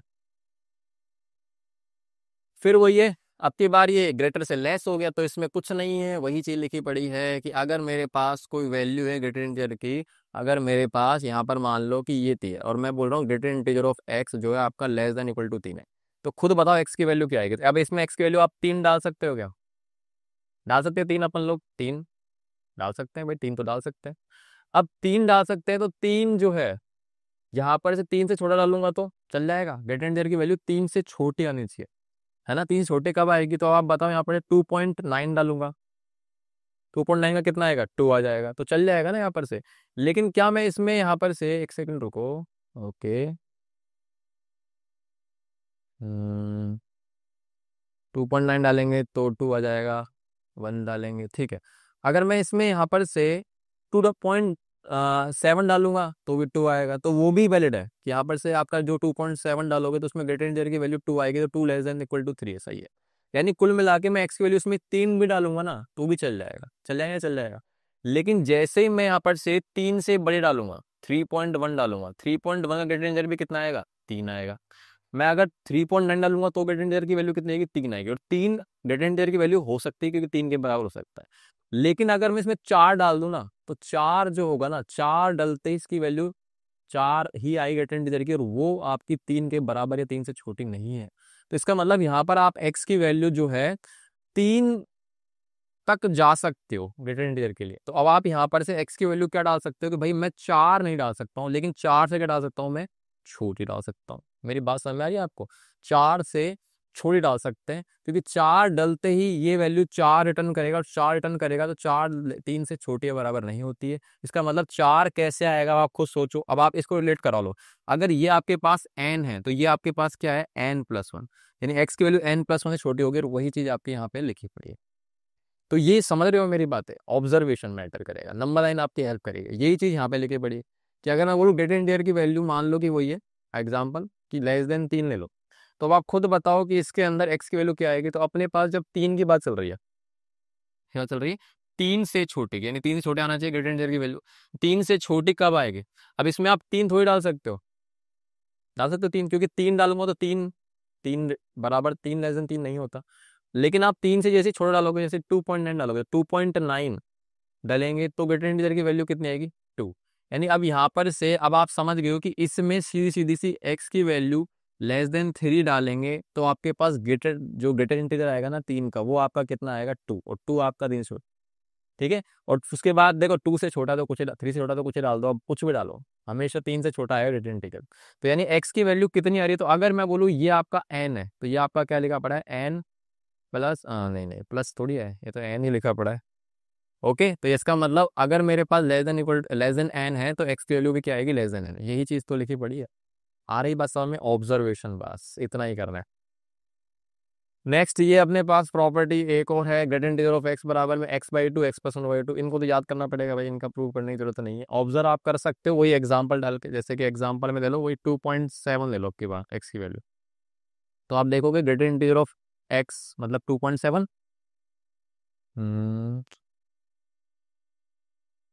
2.7, ठीक है। अच्छा, उसके बाद यहाँ पर से 2.7/2 प्लस में 2.7+1/2, ये आ गया। ओके, अब इसमें कितना बनेगा, देखो 2.7 कितना जाएगा, 2, और ये कितना जाएगा, इसको जब आप डिवाइड करोगे तो ये लगभग कितना जाएगा, 1.4 समथिंग आएगा। तो इसको आप जब सोचोगे 1.4 का मतलब 1 बनेगा, और ये आपका कितना आएगा, ये आपका आएगा 3.7/2, तो लगभग आपका जो आएगा ना 1 पॉइंट समथिंग आएगा, तो ये भी कितना आएगा, 1, तो अल्टीमेटली 2 बराबर 2 हो गया बराबर। बस तो याद रखना कि ग्रेटर इंटीजर ऑफ एक्स को आप ऐसे तोड़ सकते हो, x/2 और x+1/2, ऐसे याद रख लो जैसे होता है ना n+1/2, n/2 n+1/2, ठीक है। चलो एक ये प्रॉपर्टी और है, ये भी अच्छी है कि x का ग्रेटर इंटीजर, फिर x+1/n, फिर x+2/n plus plus plus x+n-1/n, मतलब n की वैल्यू जो भी आएगी ना नीचे उससे एक कम रहेगी ऊपर, तो इसको आप सीधा लिख सकते हो nx, n बिलोंग्स टू है, सीधा लिख सकते हो। एन आपका क्या होगा, नेचुरल नंबर, याद रखना एन आपका क्या है यहाँ पर से, नेचुरल। चलो देखते हैं इसके ऊपर एक क्वेश्चन भी होगा आई गेस, हाँ बिल्कुल है। तो ये उसी पैटर्न में लिखा पड़ा है, तो यहाँ पर से x की वैल्यू कितनी है, 3/4, है ना। तो ग्रेटर इंटीजर ऑफ x, फिर x+1/n plus x+2/n plus plus plus x plus में n-1 में ये लिखा पड़ा है n, ठीक है। तो ये सारी चीजें किसके बराबर होगी, ये सब चीजें हमारी बराबर होंगी n of x greater integer, और एन बिलोंग्स टू आपका नेचुरल नंबर होगा। तो ऑब्वियस सी बात है, ये जो एन है सो ये नेचुरल नंबर ही है। तो यानी यहाँ से एन की वैल्यू कितनी आ रही है, तो एन आपका 100 है, और एक्स की वैल्यू कितनी आ रही है, सीधा सीधा 3/4। तो डायरेक्टली प्रॉपर्टी से हो जाएगा, ये कितना जाएगा भैया, 4 से काटेंगे तो 25 × 3, तो 75 का ग्रेटर इंटीजर कितना जाएगा, वो तो जाएगा 75। ठीक है, अब आप बिना उसके भी कर सकते हो, इनको ऑब्जर्व करके पॉइंट वन लेके कि कहाँ पर ये चेंजेस कर रहे हैं, है ना, तो वो भी कर सकते हो, पर डायरेक्टली प्रॉपर्टी से खट से हो गया। कैसे करोगे, देखो सिंपल से ऐसे ऑब्जर्व कर लो भाई, 3/4 कितना होता है, ये आपका 0.75 होगा, तो इसका ग्रेटर इंटीजर कितना आएगा, 0। तो ऐसे आपको ऑब्जर्व करना है कि कहाँ पर ये 1 या 1 से क्रॉस कर रहा है, वो चीज़ आपको ऑब्जर्व करनी पड़ेगी, थोड़ा मैथ करनी पड़ेगी, पर हो जाएगा। हाँ भाई, अगला क्वेश्चन क्या आ रहा है, अगला क्वेश्चन है अपने पास कि ये जो चीज़ है, greater integer of x square minus 5 times of greater integer plus 6 equal to 0, तो इसमें से एक्स की वैल्यू क्या होने वाली है, डोमेन की बात कर रहा है एक तरह से ना। चलो तो यहाँ से अब आप ध्यान से देखो इसको, इस क्वेश्चन को आप ध्यान से देखो, ये तो आपके पास थोड़ी देर के लिए मान लो कि ये ग्रेटर इंटीजर ऑफ एक्स को मैं लेट कर लेता हूँ वाई, है ना, ताकि आपको दिख जाएगा कि ये तो अपना वही है, कौन है, ये तो अपनी क्वाड्रेटिक है बेचारी, और क्वाड्रेटिक को आप स्प्लिट कर सकते हो, कर सकते हो नहीं कर सकते हो, तो यानी इसको स्प्लिटिंग करेंगे तो कितना आ जाएगा, y square minus 3y minus 2y plus 6 equal to 0। ठीक है, तो यहाँ से y-3 बराबर 0, इधर बनेगा आपका -2, तो ये फैक्टराइज हो गया, y-3 y-2 बराबर 0, तो y की वैल्यू आ गई आपके पास 3, और यहाँ से आई y की वैल्यू या फिर 2, तो 3 या फिर 2 आ गया। अब अपने पास जो है अगली बात क्या करनी है, तो अब मेरे पास y थोड़ी है, मुझे तो यहाँ पर से x वैल्यू निकालनी, तो y को रिप्लेस करा दूंगा, तो जब y बराबर 3 बोल रहा हूँ और y बराबर क्या बोल रहा हूँ 2, तो अपने पास y की value greatest integer of x बराबर 3, यहाँ से ग्रेटर इंटीजर ऑफ x बराबर में 2, तो बताओ क्या क्या वैल्यू आएगी, तो बताओ x की वैल्यू क्या आएगी, तो अब आपको याद रखना है नंबर लाइन पे कि अगर ग्रेटर इंटीजर की वैल्यू 3 आ रही है, कितनी आ रही है 3, तो 3 से जस्ट बड़ा आपके पास 4 होगा, है ना, और यहाँ पर से इधर आऊंगा तो आप बोलोगे सर 2 आ सकती है, और 2 से जस्ट बड़ा क्या आएगा 3, लेकिन एक्स की वैल्यू 3 तो नहीं आ सकती, क्योंकि 3 जैसी जाएगी रिटर्न इंटीजर, रिटर्न क्या करेगा 3। अब इन दोनों को हम यूनियन लेंगे, यूनियन क्यों लेंगे, क्योंकि और चल रहा है, ये यूनियन लेना पड़ेगा इनका। तो बताओ यहाँ पर से एक्स की वैल्यू कितनी आएगी, तो एक्स की वैल्यू यहाँ पर से आएगी अपने पास 3, लेकिन 4 नहीं आएगा, और यहाँ से आपका यूनियन एक्स की वैल्यू क्या आएगी 2, पर 3 इसमें नहीं आएगा। लेकिन आप जब आप यूनियन करोगे तो आप देखोगे आपकी पूरी नंबर लाइन में देखो 2 आ रहा है, 2 से लेकर, यूनियन करने का मतलब है इनको मर्ज कर दो, तो आप देखोगे ध्यान से कि दोनों को जब आप मर्ज करोगे तो इसमें 2 से लेकर 3 इसमें नहीं आ रहा, पर 3 इसमें आ रहा, तो इनको जब आप यूनियन करोगे तो सीधे सीधे आपका आंसर है एक्स की वैल्यू 2 से लेकर कहाँ से जाऊंगा मैं 4, पर 4 नहीं आएगा, तो कौन सा ऑप्शन मैच कर रहा है वो देख लो, ऑप्शन डी इसका सही जवाब है, तो इसका ऑप्शन आएगा डी। ठीक है, आई होप समझ में आ गया होगा। चलो नेक्स्ट बात करते हैं, तो अब देखते हैं इसका नेक्स्ट क्वेश्चन क्या कह रहा है, एफ एक्स बराबर में 1 में रूट के अंदर greater integer of X minus x. ठीक है, तो इसका डोमेन पूछ रहा है, अब डोमेन निकालने के लिए आपको याद करना पड़ेगा कि अंडर रूट जो होता है वो हमारा पॉजिटिव का आता है, प्लस में डिनोमिनेटर में है वैल्यू तो वो 0 भी हो सकती है, यानी कि कुल मिला के यहाँ पर से एफ एक्स को डिफाइन करने के लिए आपका जो नीचे की वैल्यू है ना, वो चीज ना तो 0 होगी और ना नेगेटिव होगी, यानी क्या होनी चाहिए 0 से बड़ी। जस्ट आपको ऑब्जर्व करना है इसके अंदर, तो इसको मैं उधर भेज दूं, अब आप ऑब्जर्व करके बताओ कि एक्स की किन वैल्यू के लिए, एक्स की किन वैल्यू के लिए ये एक्सप्रेशन आपका डिफाइंड होगा, तो अब आप खुद सोचो कि देखो मैं आपको बताता हूँ, इसको ऑब्जर्व करना पड़ेगा क्योंकि इसको सिंपली तो हम कर ही नहीं सकते, इसको जस्ट ऑब्जर्व कर लो, ग्राफ से भी आप चेक कर सकते हैं, पर बिना ग्राफ के ऑब्जर्व करेंगे इसको, तो भाई देखो अब एक्स की वैल्यू अगर मैं यहाँ पर से मान लो 1.5 लेता हूँ, दो तीन नेगेटिव वैल्यू लेता हूँ, एक लेता हूँ मैं यहाँ पर से माइनस में 2.3, और एक मैं लेता हूँ आपको इंटीजर्स वैल्यू, जैसे एक्स की वैल्यू -2 ले लिया, और एक्स की वैल्यू मान लो माइनस एक लेते हैं 3। जस्ट ऑब्जर्व करके देखो आप, है ना, आपको आइडिया लग जाएगा कि इसकी वैल्यू कहाँ से कहाँ वेरी कर रही है। तो अगर मैं बोलूँ कि यहाँ पर से 1.5 है, ग्रेटर इंटीजर ऑफ एक्स क्या एक्स से बड़ा आएगा, तो देखो आप यहाँ पर से 1.5 डालोगे, देखो 1 डाला तो यहाँ पर से ग्रेटर इंटीजर के अंदर क्या आएगा, देखो ऑब्जर्व कर लो आप यहाँ से 1.5 ग्रेटर इंटीजर ऑफ 1.5, तो क्या ये सही है क्या, तो इसका आंसर आप बताओ, ये चीज़ आपकी 1 आएगी और ये 1.5, तो ये आपका गलत है, हो ही नहीं सकता। यानी कि यहाँ पर से आपकी जो भी यहाँ पर से वैल्यूज है पॉजिटिव में है, उसमें फ्रैक्शन आ रहा है, मतलब 1 पॉइंट डेसिमल में वैल्यू आ रही है, तो उसमें हमेशा ये वैल्यू बड़ी रहेगी और ये वैल्यू आपकी छोटी आने वाली, यानी यहाँ पर से ऐसी वैल्यू तो आंसर में नहीं आएगी। अच्छा, उसके बाद यहाँ पर से माइनस में डालू, तो अब माइनस में डालूंगा तो क्या वैलिड है क्या, तो देखो यहाँ पर से माइनस में 2.3 का ग्रेटर इंटीजर और ये 2.3 माइनस का। तो यहाँ से ये कितना आएगा भाई, ये आएगा अपने पास -2.3 का -3 और ये आएगा -2.3। बताओ आप कौन बड़ा कौन छोटा है। तो आपको पता है ना कि ये वैल्यू पीछे -3 से पीछे आ रहा है, तो ऑब्वियस सी बात है ये आपका सही है क्या, ये गलत है। हमारे पास नंबर लाइन पे आप देख सकते हो -2.3 से जस्ट पीछे -3 आ रहा है, तो क्या ये वैलिड है क्या अपने पास। तो ये आपका यहाँ पर ये स्मॉल होगा और ये आपका क्या है, लार्जर है। तो क्या ये वैलिड है क्या, नहीं, ये भी आपका वैलिड नहीं है। यानी कि यहाँ पर से इस तरह की वैल्यू भी आप नहीं दे सकते, माइनस में डेसिमल फ्रैक्शन, डेसिमल वाली वैल्यू भी नहीं आएगी। अच्छा, उसके बाद अगर मैं इस जगह पे जाता हूँ तो आप देखोगे -2 का ग्रेटर इंटीजर ग्रेटर देन -2 होगा क्या, तो -2 कभी -2 से बड़ा नहीं होता है, ये भी आपका इनवैलिड हो गया। ठीक है, उसके बाद अगर मैं 3 डालूंगा तो 3 का इंटीजर क्या 3 के बराबर होगा, नहीं होगा, ये भी आपका गलत। तो मैंने लगभग सारे वैल्यू डाल दिए, तो हमने चारों तरह की वैल्यूज डाल के देख ली, एक पर भी सेटिस्फाई नहीं हो रहा है। इसका मतलब यहाँ पर से कुल मिला के मैं क्या बोलने वाला हूँ कि कोई वैल्यू है ही नहीं। जब कोई वैल्यू नहीं है तो हम क्या बोलेंगे, एक्स बिलोंग्स टू 5, यानी कोई भी ऐसी वैल्यू नहीं है इसके अंदर जिससे कि आपका ये एक्सप्रेशन डिफाइंड हो। मतलब यहाँ पर एक्स वैल्यू कुछ भी डाल दोगे तो ये नीचे अंदर की वैल्यू जो भी बनेगी ना वो नेगेटिव बनेगी, ये आपका जीरो नहीं बन सकता। जीरो तो लाइन लाना ही नहीं है आपको, जीरो तो बन सकता है पर जीरो हम लाइन ला नहीं सकते क्योंकि नीचे अंडर रूट भी परेशान हो जाएगा और प्लस में डिनोमिनेटर है तो जीरो नहीं बन सकता। ठीक है, चलो अब देखते हैं इसका क्वेश्चन अगला क्या कह रहा है, find the domain of the function this. तो इसका डोमेन बता रहे हैं, तो वही चीज है कि अंडर रूट है और डिनोमिनेटर है, तो इसका मतलब ये वैल्यू जो भी रहेगी ग्रेटर देन जीरो होनी चाहिए।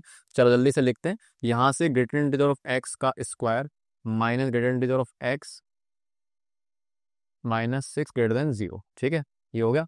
अच्छा, अब अपने पास वही चीज है, इसको आप ग्रेटर इंटीजर को थोड़े देर के लिए मान लो कि भाई तू वाई है, लेट कर लो इसको वाई, समझे भाई। तो ये हो गया। अब यहाँ से y square minus y minus greater than zero हो गया। इसको स्प्लिटिंग कर लेते हैं फटाफट से, तो क्या बनेगा, वाई स्क्वायर -3y प्लस में 2y ग्रेटर देन जीरो। यहाँ पर से कॉमन ले लो, y -3 बनेगा, इसको y माइनस, अरे यहाँ पर -6 तो लिखना ही भूल गया मैं। ओके, अच्छा ये बनेगा आपका y -3 ग्रेटर देन जीरो। अब यहाँ पर से कॉमन क्या आएगा, प्लस का 2, तो अल्टीमेटली ये बन गया y-3 y+2 greater than zero. तो इसको फटाफट से वेव कर लगा लेते हैं जल्दी से ना, नंबर लाइन पे बिछा देते हैं। हाँ, नंबर लाइन बिछा देते हैं, माइनस है ना डायलॉग मेरा, तो ये आपका आ जाएगा -2 इधर और ये आपका जाएगा 3, यहाँ से क्रिटिकल पॉइंट निकाल लिया। अब आपको पता है ग्रेटर है तो ग्रेटर में आपके पास 3 से बड़ी आएगी और -2 से क्या आएगी, छोटी। तो यानी y की वैल्यू यहाँ से क्या देगी, देयरफॉर y की वैल्यू आपकी -2 से छोटी है और y की वैल्यू 3 से क्या है, बड़ी। ठीक है ना, पर y की तो नहीं निकालनी मुझे, तो x की निकालनी, तो उसके लिए ग्रेटर इंटीजर को बुलाओ कि भाई x की जगह आ जाओ। यहाँ से greater integer of x less then -2 और greater integer of x greater then 3, greater than 3। ठीक है, तो चलो इसको जल्दी से ऑब्जर्व करना है वही। अब ये जो प्रॉपर्टीज हम पढ़ के आए ना वो समझ लिए तो दिक्कत नहीं होगी। तो आप ये सोचो x की वैल्यू इसमें मैं क्या खिलाऊं कि जिसमें आंसर ग्रेटर इंटीजर का -2 से छोटा है। सोचो अगर इसमें -2 खिला दिया तो -2 ग्रेटर इंटीजर आ जाएगा -2, तो -2 से छोटा नहीं होता। अब अगर मैं -2.1 खिलाऊंगा तो कितना आएगा, तो -2.1 जो है आपके पास -2 से छोटा आएगा, लेकिन उसका जो वैल्यू आएगी ना वो आएगी -3 है ना। सोचो यहाँ पर से अगर मैंने एक्स वैल्यू -2.1 खिलाई तो उसका ग्रेटर इंटीजर आएगा पीछे, नाम बड़े दर्शन छोटे, तो -3 आएगा, तो -3 लेस देन -2 होता है, बिल्कुल सही है। यानी यहाँ पर से मैंने ऑब्जर्व कर लिया कि इधर एक्स की वैल्यू अगर मैं खिलाता हूँ -∞ से -3 तक, क्योंकि -3 भी आएगा ना तो उसका ग्रेटर इंटीजर कितना आएगा, ये। लेकिन दिक्कत ये है कि अब मैंने बोला आपको -2.1 खिलाऊंगा तो उसका ग्रेटर इंटीजर -3 आएगा, यानी एक्स की वैल्यू मैं -3 से भी आगे जा सकता हूँ और क्या लूंगा मैं इसमें, -2। मेरी बात समझ में आ गई है। लेकिन -2 इंक्लूड कर दिया तो ये -2 हो जाएगा और -2 लेस देन -2 नहीं होता है। इसका मतलब -2 मत लो, पर -2 से छोटी चल जाएंगे। -2 छोटी का मतलब -2.1, जैसे नंबर लाइन पर अगर मैं आपको बताऊं तो भाई देखो -2 मत लो, पर -2 से जब भी छोटी लोगे ना तो काम बन जाएगा आपका। मतलब इससे छोटी आप जितने भी लोगे -2.3 लोगे तो उसका रिटर्न जब 3 -3 आएगा, ऐसे पीछे चलता जाएगा, तो सारे रिजल्ट पीछे आने वाले हैं। तो एक्स की वैल्यू यहाँ से यही आ जाएगी। और अगर मैं बोलूँ कि भाई 3 से बड़ा होना चाहिए, क्या होना चाहिए आपका, 3 से बड़ा, अगर मैं बोलूँ ग्रेटर इंटीजर ऑफ एक्स 3 से बड़ा होना चाहिए, तो अब सोचो एक्स की वैल्यू 3 डाल सकते हो, नहीं डाल सकते।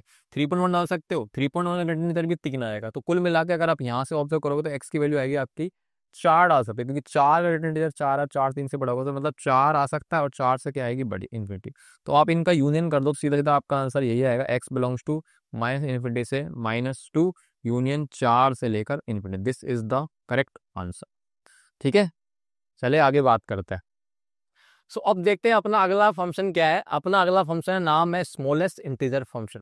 तो मैंने इसका नाम देखो क्या रखा है, ग्रेटर इंटीजर का क्या रखा था, नाम बड़े दर्शन छोटे, लेकिन इसका नाम क्या रखा है, नाम छोटे दर्शन बड़े। तो ऐसा क्यों रखा है, ऑब्वियस सी बात है, कुछ ना कुछ इनपुट देने के बाद कोई ऐसा आउटपुट जनरेट करा होगा ताकि मुझे सोचने पे मजबूर करा इसने कि भाई इसका नाम ऐसा देना पड़ेगा, नाम छोटे दर्शन बड़े। तो चलो इसको इनपुट खिलाते हैं जल्दी से। तो इनपुट खिलाने का काम स्टार्ट कर देते हैं। तो खिलाओ खिलाओ खिलाओ खिलाओ और खिलाओ। तो क्या क्या खिलाते हैं भाई, देखो जल्दी से। तो यहाँ पर से इसको मैंने खिलाया मान लो 1.6, फिर मैंने खिलाया इसको 2.7, फिर मैंने इसको खिलाया 5, फिर मैंने इसको खिलाया -3, फिर मैंने इसको खिलाया -3.8। ठीक है, खिला दी वैल्यू। अब खिलाने के बाद इसका आउटपुट कैसे आएगा, देखो ध्यान से। तो यहाँ पर से इसको खिलाया तो निकालेगा भी, बिल्कुल निकालेगा, और देखो कैसे निकालेगा वो देखते हैं कैसे निकालेगा चीजें। ठीक है, देखो भाई यहाँ पर से 1.6 में गया, यहाँ पे उसका सिंबल देख लो आप ध्यान से ना। ग्रेटर इंटीजर के अंदर तो नीचे थे एरो, है ना, इसके एरो नीचे थे ग्रेटर इंटीजर के, लेकिन इसके कैसे ऊपर की तरफ। तो ये बता रहा है कि बड़ा है ना, नाम छोटा हूँ पर जाऊंगा बड़े, दर्शन बड़े कराऊंगा आपको। तो चलो भाई यहाँ पर से देखो इसका स्मॉलेस्ट इंटीजर ऑफ क्या है, 1.6। तो कैसे काम होगा, तो ध्यान से देखना, क्योंकि इंटीजर तो दोनों में आ रहा है ना, इसका मतलब कहीं ना कहीं इसका आउटपुट इंटीजर से आएगा। थोड़ा सा आइडिया लगा सकते हो आप। तो सोचो नंबर लाइन पे आ जाओ, नंबर लाइन पे आ गया मैं। अब नंबर लाइन पे अपने पास जो है 1.6 देख लेते हैं यहाँ पर। अब 1.6 के आजू और बाजू, आजू बाजू क्या आएंगे, तो आजू बाजू आप देखोगे तो यहाँ पर से इसके आजू की तरफ 1 आएगा और बाजू की तरफ क्या आएगा, 2। तो ग्रेटर इंटीजर के अंदर क्या था कि 1.6 छलांग लगा के सीधा क्या रिटर्न कर रहा था आपको 1।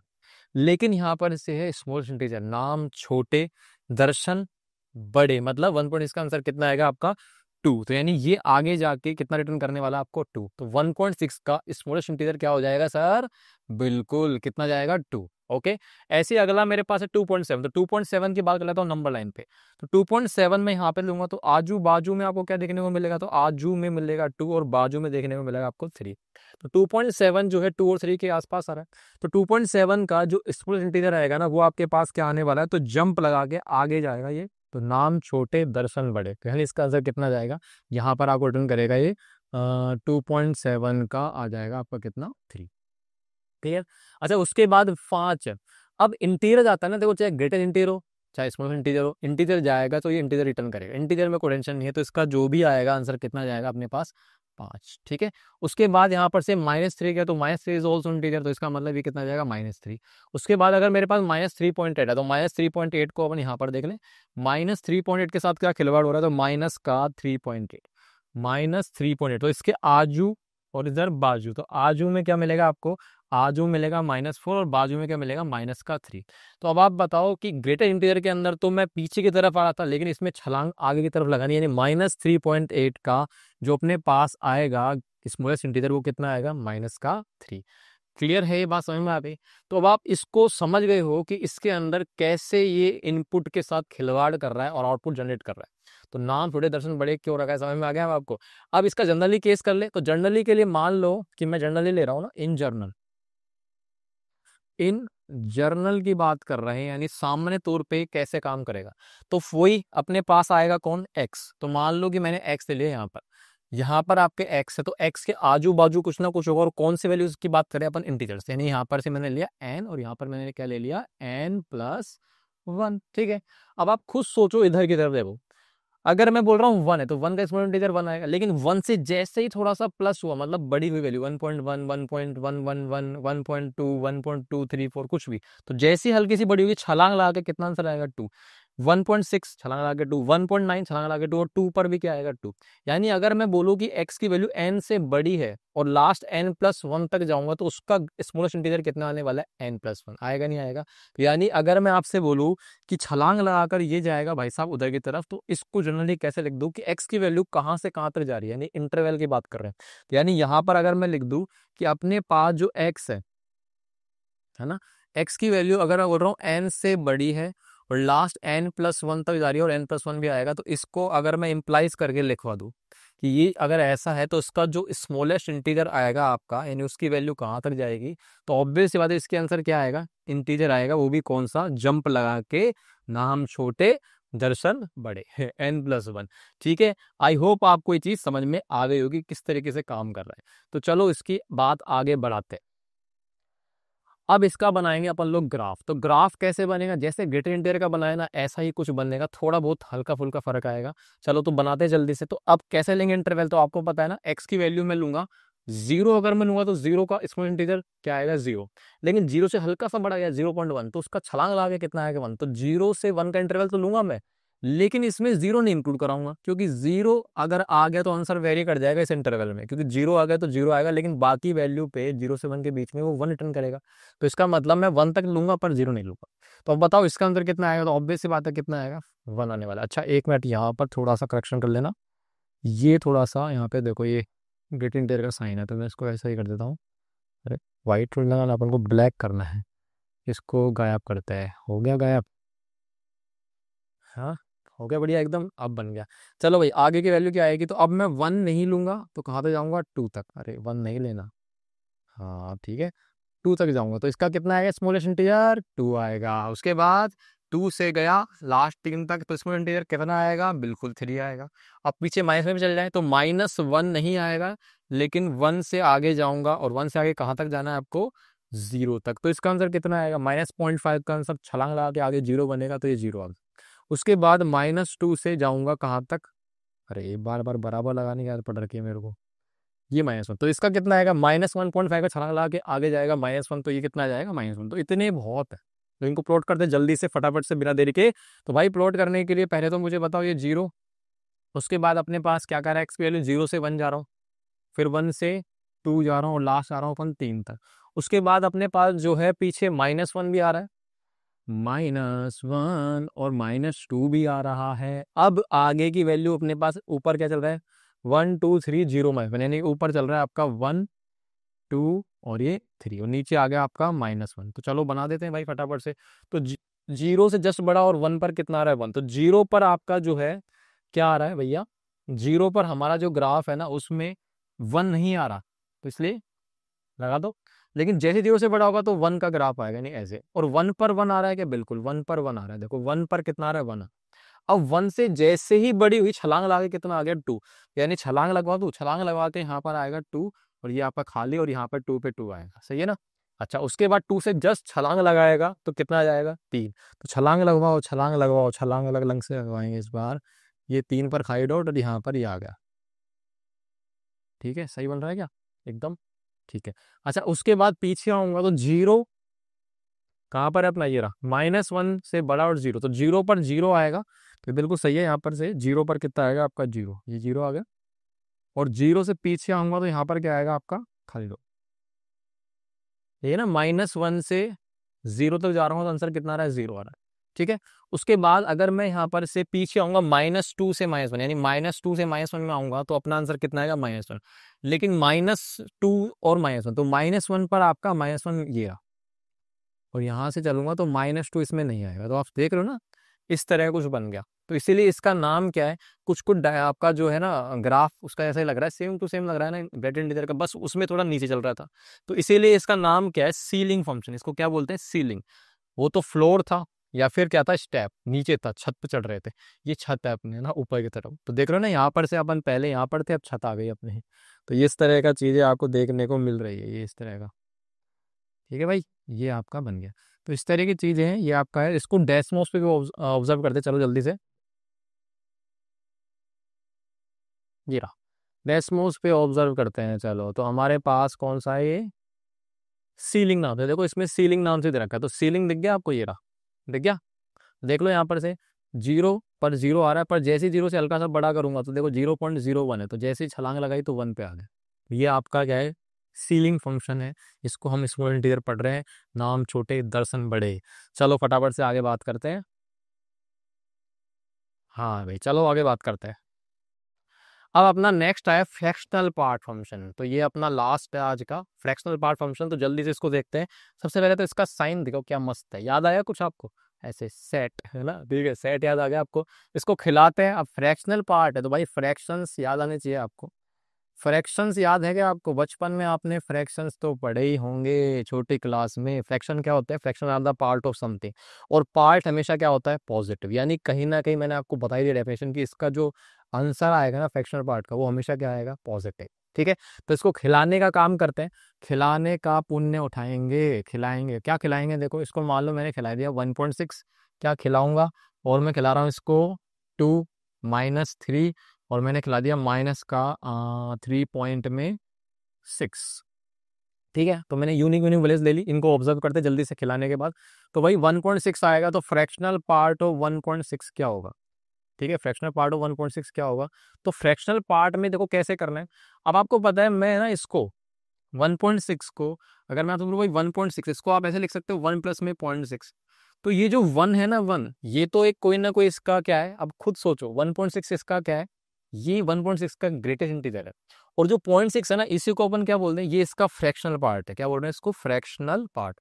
यानी कुल मिला के समझ लो कि डेसिमल फॉर्म में जो आपके पास एक वैल्यू मिल रही है ना, तो उसमें पीछे की तरफ ये दिख रहा है आपको सीधा 0.6, यही इसका फ्रैक्शनल पार्ट है। ओके, तो भाई 2 का क्या होगा? तो 2 मतलब क्या होता है? 2.0। तो इसका फ्रैक्शनल पार्ट क्या आएगा? तो सीधी सी बात है 2 का कुछ होता ही नहीं है, तो 0 आएगा। 0.0 की तरफ कंसिडर कर लो पीछे। -3, तो -3.0, तो उसका भी कुछ नहीं आएगा। क्या आएगा? 0। अब यहाँ पर से -3.6 आया, तो -3.6 आया ना, उसका थोड़ा सा अलग है सर, है ना। अब आप क्या सोचोगे? माइनस का 0.6 आंसर दोगे, पर मैं तो बोला था फ्रैक्शनल पार्ट कभी नेगेटिव आंसर रिटर्न नहीं करेगा, तो इसका मतलब यहाँ पर से घपला है। इसका आंसर कैसे आएगा? तो 1 में से माइनस करना है आपको। 1 में से क्या माइनस करोगे? पीछे का जो 0.6 है ना, उसको माइनस कर दो, कितना जाएगा? 0.4। क्या समझे नहीं समझे?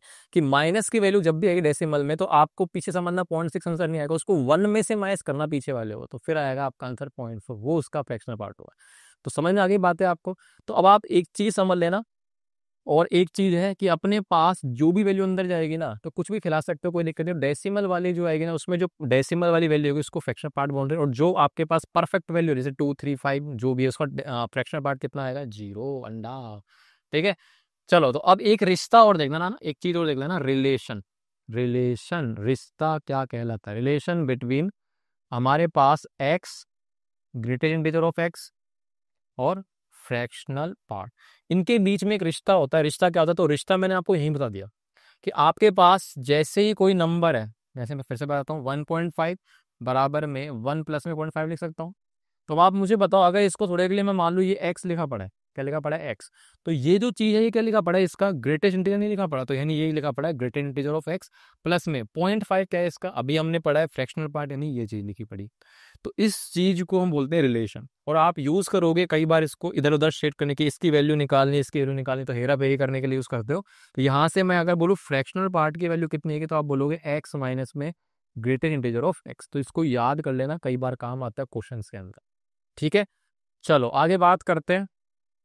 अब इसका ग्राफ, तो इसका ग्राफ काफी अच्छा शेप का बनेगा। तो ग्राफ बनाने के लिए आपको क्या चाहिए? वही इनपुट आउटपुट चाहिए। अब इसका ग्राफ है ना, वैसे तो नॉर्मली आप बना सकते हो डायरेक्टली, सिंपल सा है, लेकिन फिर भी थोड़ा सा इनपुट आउटपुट देख लेते हैं, इनपुट क्या देंगे, आउटपुट क्या होगा।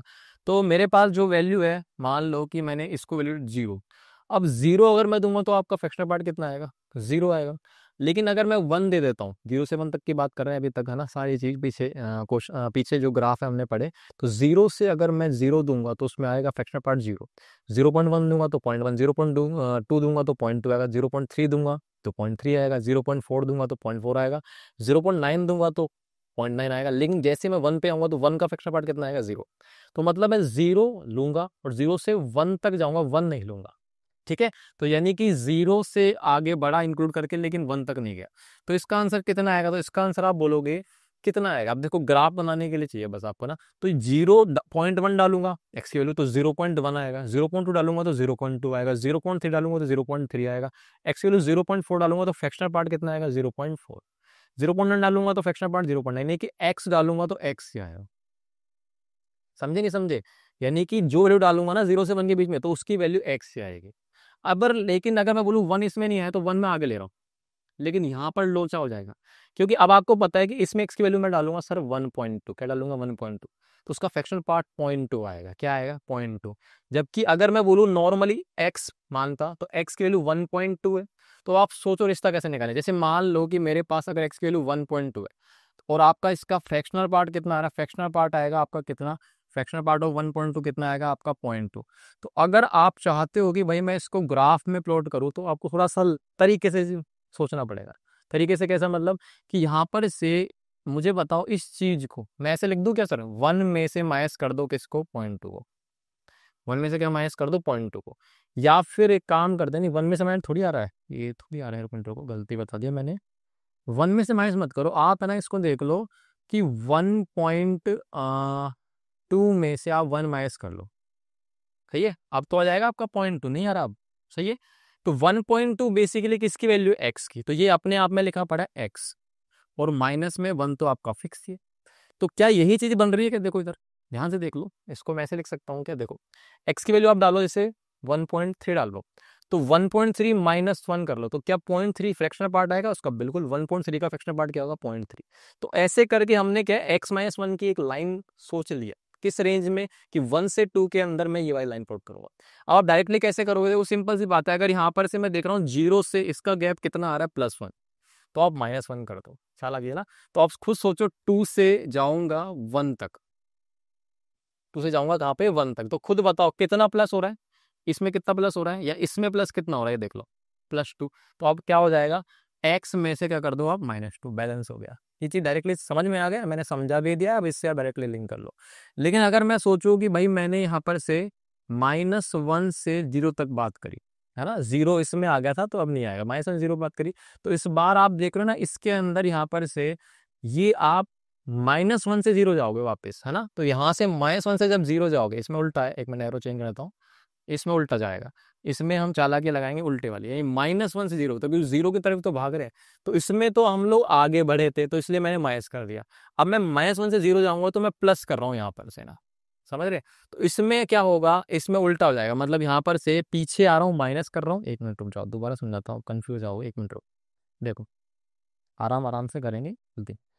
इसमें मैंने +1 करा था, आगे गया था 0 से, तो मैंने उसको -1 करा कि भाई तू पीछे आ जा वापस। इसमें क्या कर रहे हैं, इसमें -1 से 0, अगर मैं 0 से -1 जा रहा हूँ तो मैं पीछे जा रहा हूँ, नहीं माइनस कर रहा हूँ, है ना, -1 कर रहा हूँ। तो इसमें क्या बोलूंगा कि भाई तू पीछे आ रहा है -1 से, तो इसमें तू आगे बढ़, तू आगे बढ़ ठीक है। यानी यहाँ पर से 0 से मैं पीछे जा रहा हूँ -1, तो आप क्या करोगे, एक्स में +1 कर दो। अगर मैं और वैल्यू आगे लेता हूँ, और वैल्यू कितनी आएंगी, तो अपने पास आएगी -2 से कहाँ तक जाऊंगा मैं, 1 तक। तो कितनी बनेगी, अब लगाओ दिमाग, वही चालाकी वाला। तो 0 से आप कितना पीछे आ रहे हो, अब आ रहे हो आप -2, तो -2 पीछे आऊंगा तो हम क्या बोलेंगे, तू दो कदम आगे बढ़ जा। तो ये वैल्यूज आ गई, मतलब आपको अब ग्राफ बनाना है, एक्स एक्स में ये लाइन है अपने पास, है ना, तो बस दिखने में कठिन लग रहा है, बाकी बहुत ईजी है।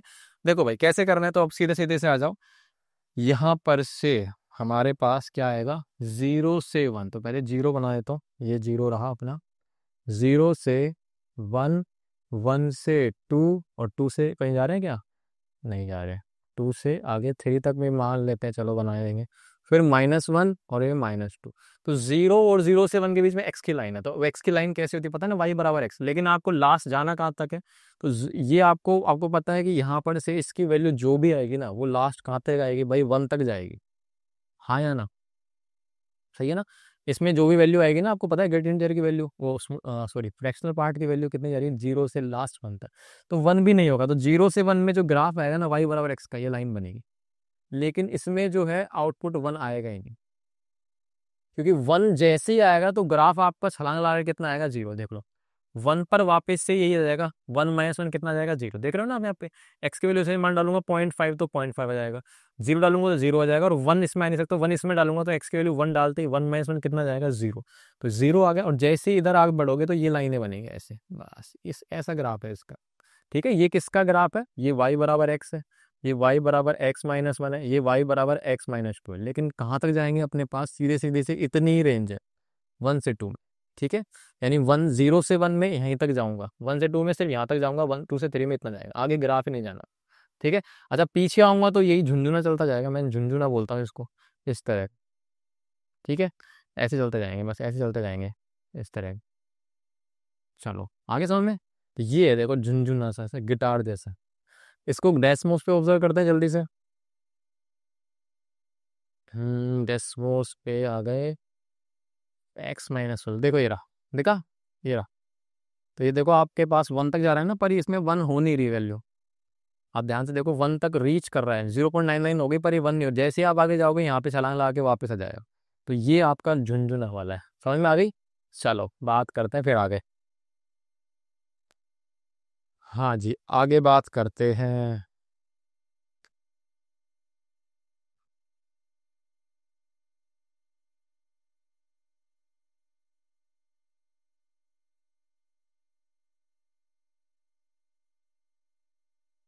चलो अब इसकी प्रॉपर्टीज की चर्चा करते हैं। तो इसकी प्रॉपर्टी देखो क्या है कि फ्रैक्शनल पार्ट ऑफ एक्स बराबर एक्स आएगा अगर जीरो से बने। तो हम लोगों ने अभी करके आए हैं, पीछे ग्राफ में ये तो करा है हमने, जीरो से वन में रहेगा तो उसकी वैल्यू एक्स आती है। तो इसमें क्या ही समझाऊं, ये तो आपको वैसे ही पता है। दूसरा क्या कह रहा है कि fractional part of x zero आएगा, अब इंटीजर है। तो ये भी मैंने आपको समझा दिया, इसमें कुछ ही नहीं है कि भाई मेरे पास कोई भी जैसे -3 आया, 4 आया, तो इनका फ्रैक्शनल पार्ट कुछ नहीं आएगा, क्या आएगा, जीरो। ये भी हमने समझ लिया इंटीजर वाले में। नेक्स्ट ये चीज क्या कह रही है, देखो ये चीज भी मैंने आपको समझा दिया है डायरेक्टली। एक्स की वैल्यू मान लो कि आपने ले लिया 1.4, है ना। तो यहाँ पर से माइनस का 1.4 है, तो यही तो मैंने आपको समझाया था कि इसकी फ्रैक्शनल पार्ट 0.4 नहीं आएगा। इसका फ्रैक्शनल पार्ट क्या आएगा, 1 में से माइनस कर दो 0.4 यानी पॉइंट का 6। तो यही लिखा पड़ा है देखो, 1 में से माइनस कर दो फ्रैक्शनल पार्ट ऑफ एक्स, यानी इसका फ्रैक्शनल पार्ट कितना आएगा, 0.4 एक्स का। तो बस वही चीजें लिखी पड़ी है कि, और साफ लिखा पड़ा है एक्स की वैल्यू इंटीजर नहीं होनी चाहिए, क्योंकि इंटीजर हो गई तो सीधा आंसर वही आ जाएगा। उसके बाद ये चीज क्या करिए कि अगर मैं एग्जाम्पल लेता हूँ, एक्स की वैल्यू मान लो कुछ भी ले लिया और प्लस चल रहा है, मान लो प्लस या माइनस कुछ भी इंटीजर, तो आप मुझे बताओ यहाँ पर से इसकी वैल्यू कितनी आएगी। तो देखो आपको पता है, ये मैंने क्या लिखा है, दिस इज एक्स प्लस में 2 लिख दिया। अब आपको मुझे बताओ इसको जब आप ऐड करोगे तो 2 + 1 कितना जाएगा, 3.5। और 3.5 का फ्रैक्शनल पार्ट कितना आने वाला है, तो आपको पता है ये कितना जाएगा, 0.5। और 0.5 आपको पता है ना क्या है, 0.5 इज बेसिकली इसी का फ्रैक्शनल पार्ट है, यानी कि ये आपके अपने आप में ये एक्स का फ्रैक्शनल पार्ट ही लेगा पड़ा है। यानी आप सीधा सीधा इसमें क्या करोगे कि जो वैल्यू एक्स चल रही ना, वो इंटीजर को आप भूल जाओ। ग्रेटर इंटीजर वगैरह में तो हमने क्या करा था कि फ्रैक्शनल पार्ट को बाहर मतलब ये जो वैल्यू थी इंटीजर, इसको बाहर रख दिया था। स्मॉलेस्ट इंटीजर की मैंने प्रॉपर्टी आपको ज़्यादा डिफाइन नहीं करी, बाकी उसकी प्रॉपर्टी भी सेम ऐसी रहती है, तो ऑब्जर्वेशन करनी है बस आपको, है ना। तो इसमें भी हमने ऑब्जर्व कर लिया कि सीधा सीधा सा क्या आएगा कि अपने पास जो भी वैल्यू होगी इंटीजर वाली उसको आप भूल जाओ, और जो डेसिमल वाली वैल्यू उसका फ्रैक्शनल पार्ट लिख दो, वही आपका आंसर है। ठीक है, चलो आगे बात करते हैं। अब अपने पास आया है एक क्वेश्चन, क्या है अपने पास एक क्वेश्चन, तो क्वेश्चन को सोल्व करना है। सोल्व मतलब एक्स की वैल्यू क्या होता है कि इक्वेशन बैलेंस हो जाए। अब देखो इसमें एक्स भी आ गया, ग्रेटर इंटीजर भी आ गया, और फ्रैक्शनल पार्ट भी आ गया, सबको मिला दिया। तो कहीं ना कहीं वो याद करो, रिश्ता, रिश्ता क्या था। तो एक बार बताओ कि देखो इधर कौन बैठा है, फ्रैक्शनल पार्ट। अब आपको पता है फ्रैक्शनल पार्ट, अच्छा मैंने एक चीज तो बताई नहीं आपको पीछे, फ्रैक्शनल पार्ट की डोमेन और रेंज की चर्चा नहीं करी भाई। इधर देखो डोमेन कितनी रहेगी, तो इसका डोमेन तो कुछ भी नहीं है, सारी जगह ग्राफ है, एक्स वैल्यू कुछ भी डाल दो, कोई दिक्कत नहीं है। रेंज क्या होगी फिर इसकी, तो रेंज आपको दिख रहा है इसकी वैल्यू 0 हो रही है पर 1 तक पहुंच रही है, पर 1 नहीं हो पा रही, तो ऑब्वियसली बात है 0 हो सकती है पर 1 नहीं होगी, यानी ओपन इंटरवल आएगा। ये है आपका। तो यहां से मेरे को एक बात समझ में आ गई कि फ्रैक्शनल पार्ट जो है ना, इसकी वैल्यू आप पता है ना 0 से 1, यानी कहीं ना कहीं अगर मैं पूछूं इसकी वैल्यू क्या होगी, तो इसकी वैल्यू आपकी होगी 0 से 4 तक, और 4 भी रीच नहीं करेगा। समझे नहीं समझे, समझे। फ्रैक्शनल पार्ट की वैल्यू 0 से 1 है, तो इसका मतलब 4 टाइम्स फ्रैक्शनल पार्ट की वैल्यू 0 से लेकर 4 तक जाने वाली है। तो कहीं ना कहीं इसमें आप एक्स वैल्यू कुछ भी डाल सकते हो, पर ये इक्वेशन बैलेंस करने के लिए कहीं ना कहीं इसका आंसर आपको 0 से 4 के बीच में आ रहा है। तो कहीं ना कहीं आपके पास जो आंसर है लिमिटेड आने वाला है। तो इसको कैसे करेंगे, देखो भाई इसको करने के लिए आपको जुगाड़ लगाना पड़ेगा, और जुगाड़ हम क्या करेंगे, एक काम करते हैं, यहाँ से इसको किसको कन्वर्ट करें, यहाँ से एक दूसरे में कन्वर्ट करने की कोशिश करते हैं। तो एक्स की वैल्यू को अगर मैं सोचूं,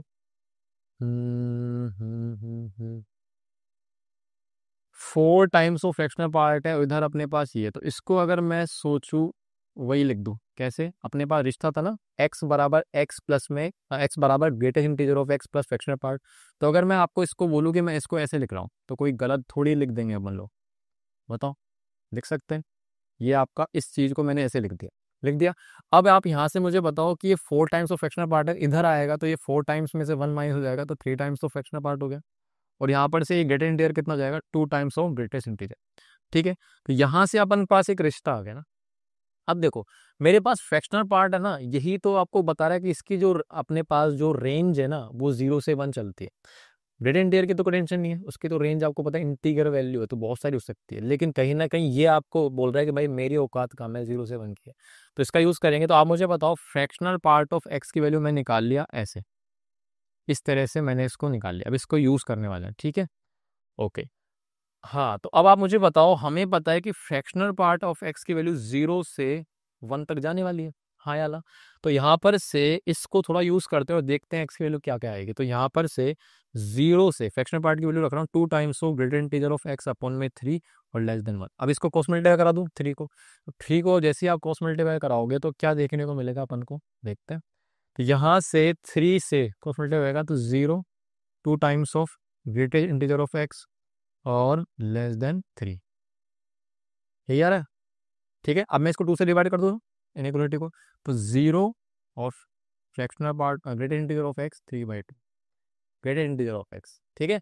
अब आपको मैं पूछूं ग्रेटर इंटीजर की वैल्यू 0 या 0 से बड़ी है पर 3/2 से छोटी, तो आप मुझे बताओ कि यहाँ से ग्रेटर इंटीजर ऑफ एक्स की वैल्यू कितनी आने वाली। तो आपको पता है ना 0 से, पूछ जाओ नंबर लाइन पे, 0 से 3/2 है, 3/2 का मतलब है 1.5, इनके बीच में कितने इंटीजर आएंगे। तो आप मुझे बताओ इंटीजर कौन सा आएगा, एक तो 0 आएगा और एक आपके पास कितना आएगा 1, तो 0 और 1 यानी ग्रेटेस्ट इंटीजर। अब देखो एक्स की वैल्यू आप इसमें से कुछ भी डालो, लेकिन ग्रेटर इंटीजर की वैल्यू आपको 0 आ सकती है या फिर क्या आ सकती है 1। तो यानी यहाँ से मेरे पास ग्रेटर इंटीजर ऑफ एक्स की वैल्यू या तो 0 होगी या फिर क्या होने वाली, ग्रेटर इंटीजर ऑफ एक्स की वैल्यू 1, यही दो चीज है, ठीक है। अब आप मुझे बताओ कि यहाँ से अगर ग्रेटर इंटीजर ऑफ एक्स की वैल्यू 0 आ गई और ग्रेटर इंटीजर ऑफ एक्स की वैल्यू 1 आ गई है, तो मेरे पास फ्रैक्शनल पार्ट की वैल्यू भी तो आ सकती है। तो यहाँ से मैं अगर यूज करूँ फ्रैक्शनल पार्ट की वैल्यू, नहीं यहाँ से देखो फ्रैक्शनल पार्ट ऑफ एक्स कितना हो जाएगा, 2 टाइम्स ऑफ 0/3, यानी ये कितना हो जाएगा आपका 0। और यहाँ से निकालूंगा तो फ्रैक्शनल पार्ट ऑफ एक्स कितना हो जाएगा अपने पास 2 इंटू में 1/3, यानी कितना जाएगा 2/3, हो गया, सही है। तो मेरे पास अब निकालनी वैल्यू किसकी थी भाई, सोल्व फॉर एक्स आता है अपने पास, यानी एक्स की वैल्यू निकालने।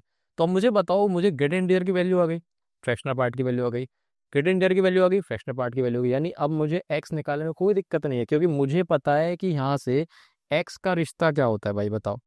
एक्स की वैल्यू होती है greater integer of x plus में फ्रैक्शनल पार्ट ऑफ एक्स। यहाँ से दोनों कैसे लो, एक बार ये लूंगा तो 0 + 0 कितना आ जाएगा 0। और दूसरा केस क्या आएगा कि अगर मैं ले रहा हूँ यहाँ पर से ये वाला केस, तो x बराबर में 1 प्लस में 2/3, यानी कितना आंसर आएगा 5/2।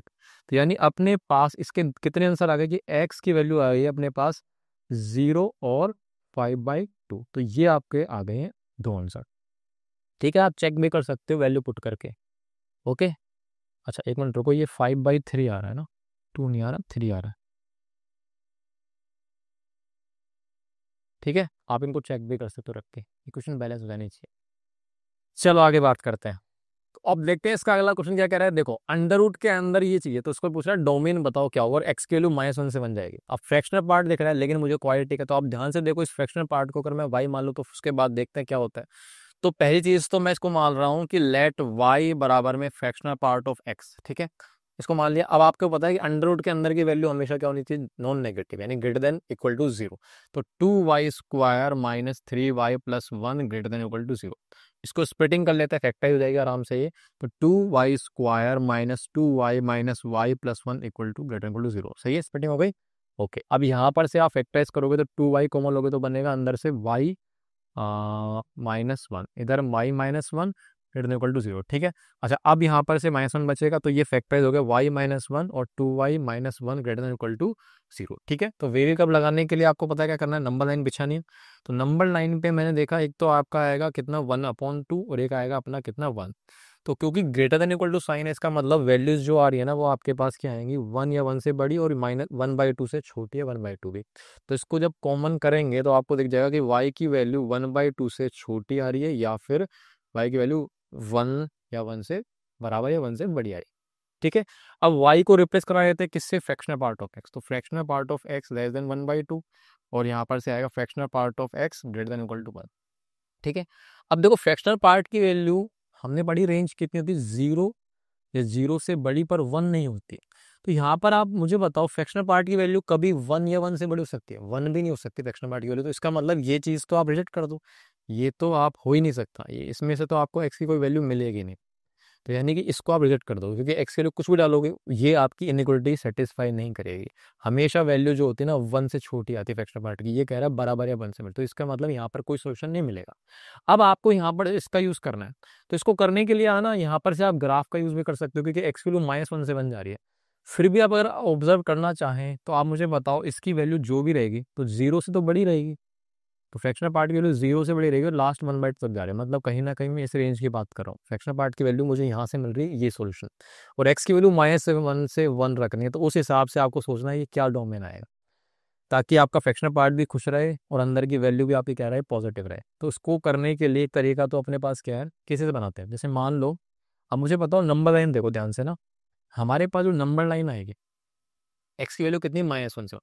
अभी अपन लोग ग्राफ बना के आए इसका ना पीछे, तो -1 से 1 की बात हो रही है। अब आप मुझे बताओ कि अपने पास यहाँ पर ये चीज मिल गई 0, ठीक है। हमें याद है ना कि फ्रैक्शनल पार्ट का मैंने ग्राफ समझाया था अभी आपको पीछे, कहाँ गया, यहाँ। यहाँ पर देखो, यहाँ पर देखो, हम लोगों ने क्या देखा कि 0 या 0 से 1 तक जा रहा हूँ तो अपने पास आंसर कितना आ रहा है, एक्स। लेकिन जैसे ही मैं -1 से 0 जा रहा हूँ तो अपने पास आंसर कितना आ रहा था, ये रहा x+1। तो इसी का यूज करने वाले हैं अपन लोग, है ना। तो मैं जो बात कर रहा हूँ रेंज में, मैं -1 से 1 में जाऊंगा तो -1 से 0 में आपका जो डेफिनेशन है कितनी बन रही है, x+1, है ना। और 0 से 1 में डेफिनेशन कितनी हो रही है, 0 से 1 में हो रही है एक्स, लेकिन 1 भी इंक्लूड है उसमें, इसमें 1 इंक्लूड नहीं है। अपने पास जो डोमेन मिला है एक्स की वैल्यू -1 से 1 मिल रही है, तो 1 की वैल्यू आपके पास आएगी और उसमें क्या आएगी, लाइन x-1, यानी 3 केस बनेंगे। ठीक है, चलो तो करते हैं इसको जल्दी से। क्या कह रहा हूं मैं, देखो केसेस बनाते हैं। तो केस वन में जब मैं ले रहा हूँ एक्स की वैल्यू, अब हम कहाँ से कहाँ जाएंगे, पहले -1 से जाऊंगा 0 के पास, लेकिन 0 नहीं आएगा। ठीक है, उसके बाद हमारे पास केस 2 लेते हैं इधर। तो केस 2 हमारे पास कितना आएगा कि जब हमारे पास x की वैल्यू बिलोंग्स करेगी, 0 भी आएगा लेकिन 1 नहीं आएगा। और केस 3 कोशिश करते हैं यहाँ पर आ जाएगा। केस 3 के अंदर अपन क्या लेंगे, जब x की वैल्यू बिलोंग करेगी कहाँ से कहाँ, सिर्फ a की वैल्यू आएगी, मतलब अब क्योंकि 1 ही है ना लास्ट आपके पास, क्योंकि हमारे पास सिंस x की वैल्यू अपने पास -1 से 1 चल रही है, तो उस हिसाब से मैंने इंटरवल डिवाइड कर दिए, केसेस बना लिए x की वैल्यू के हिसाब से।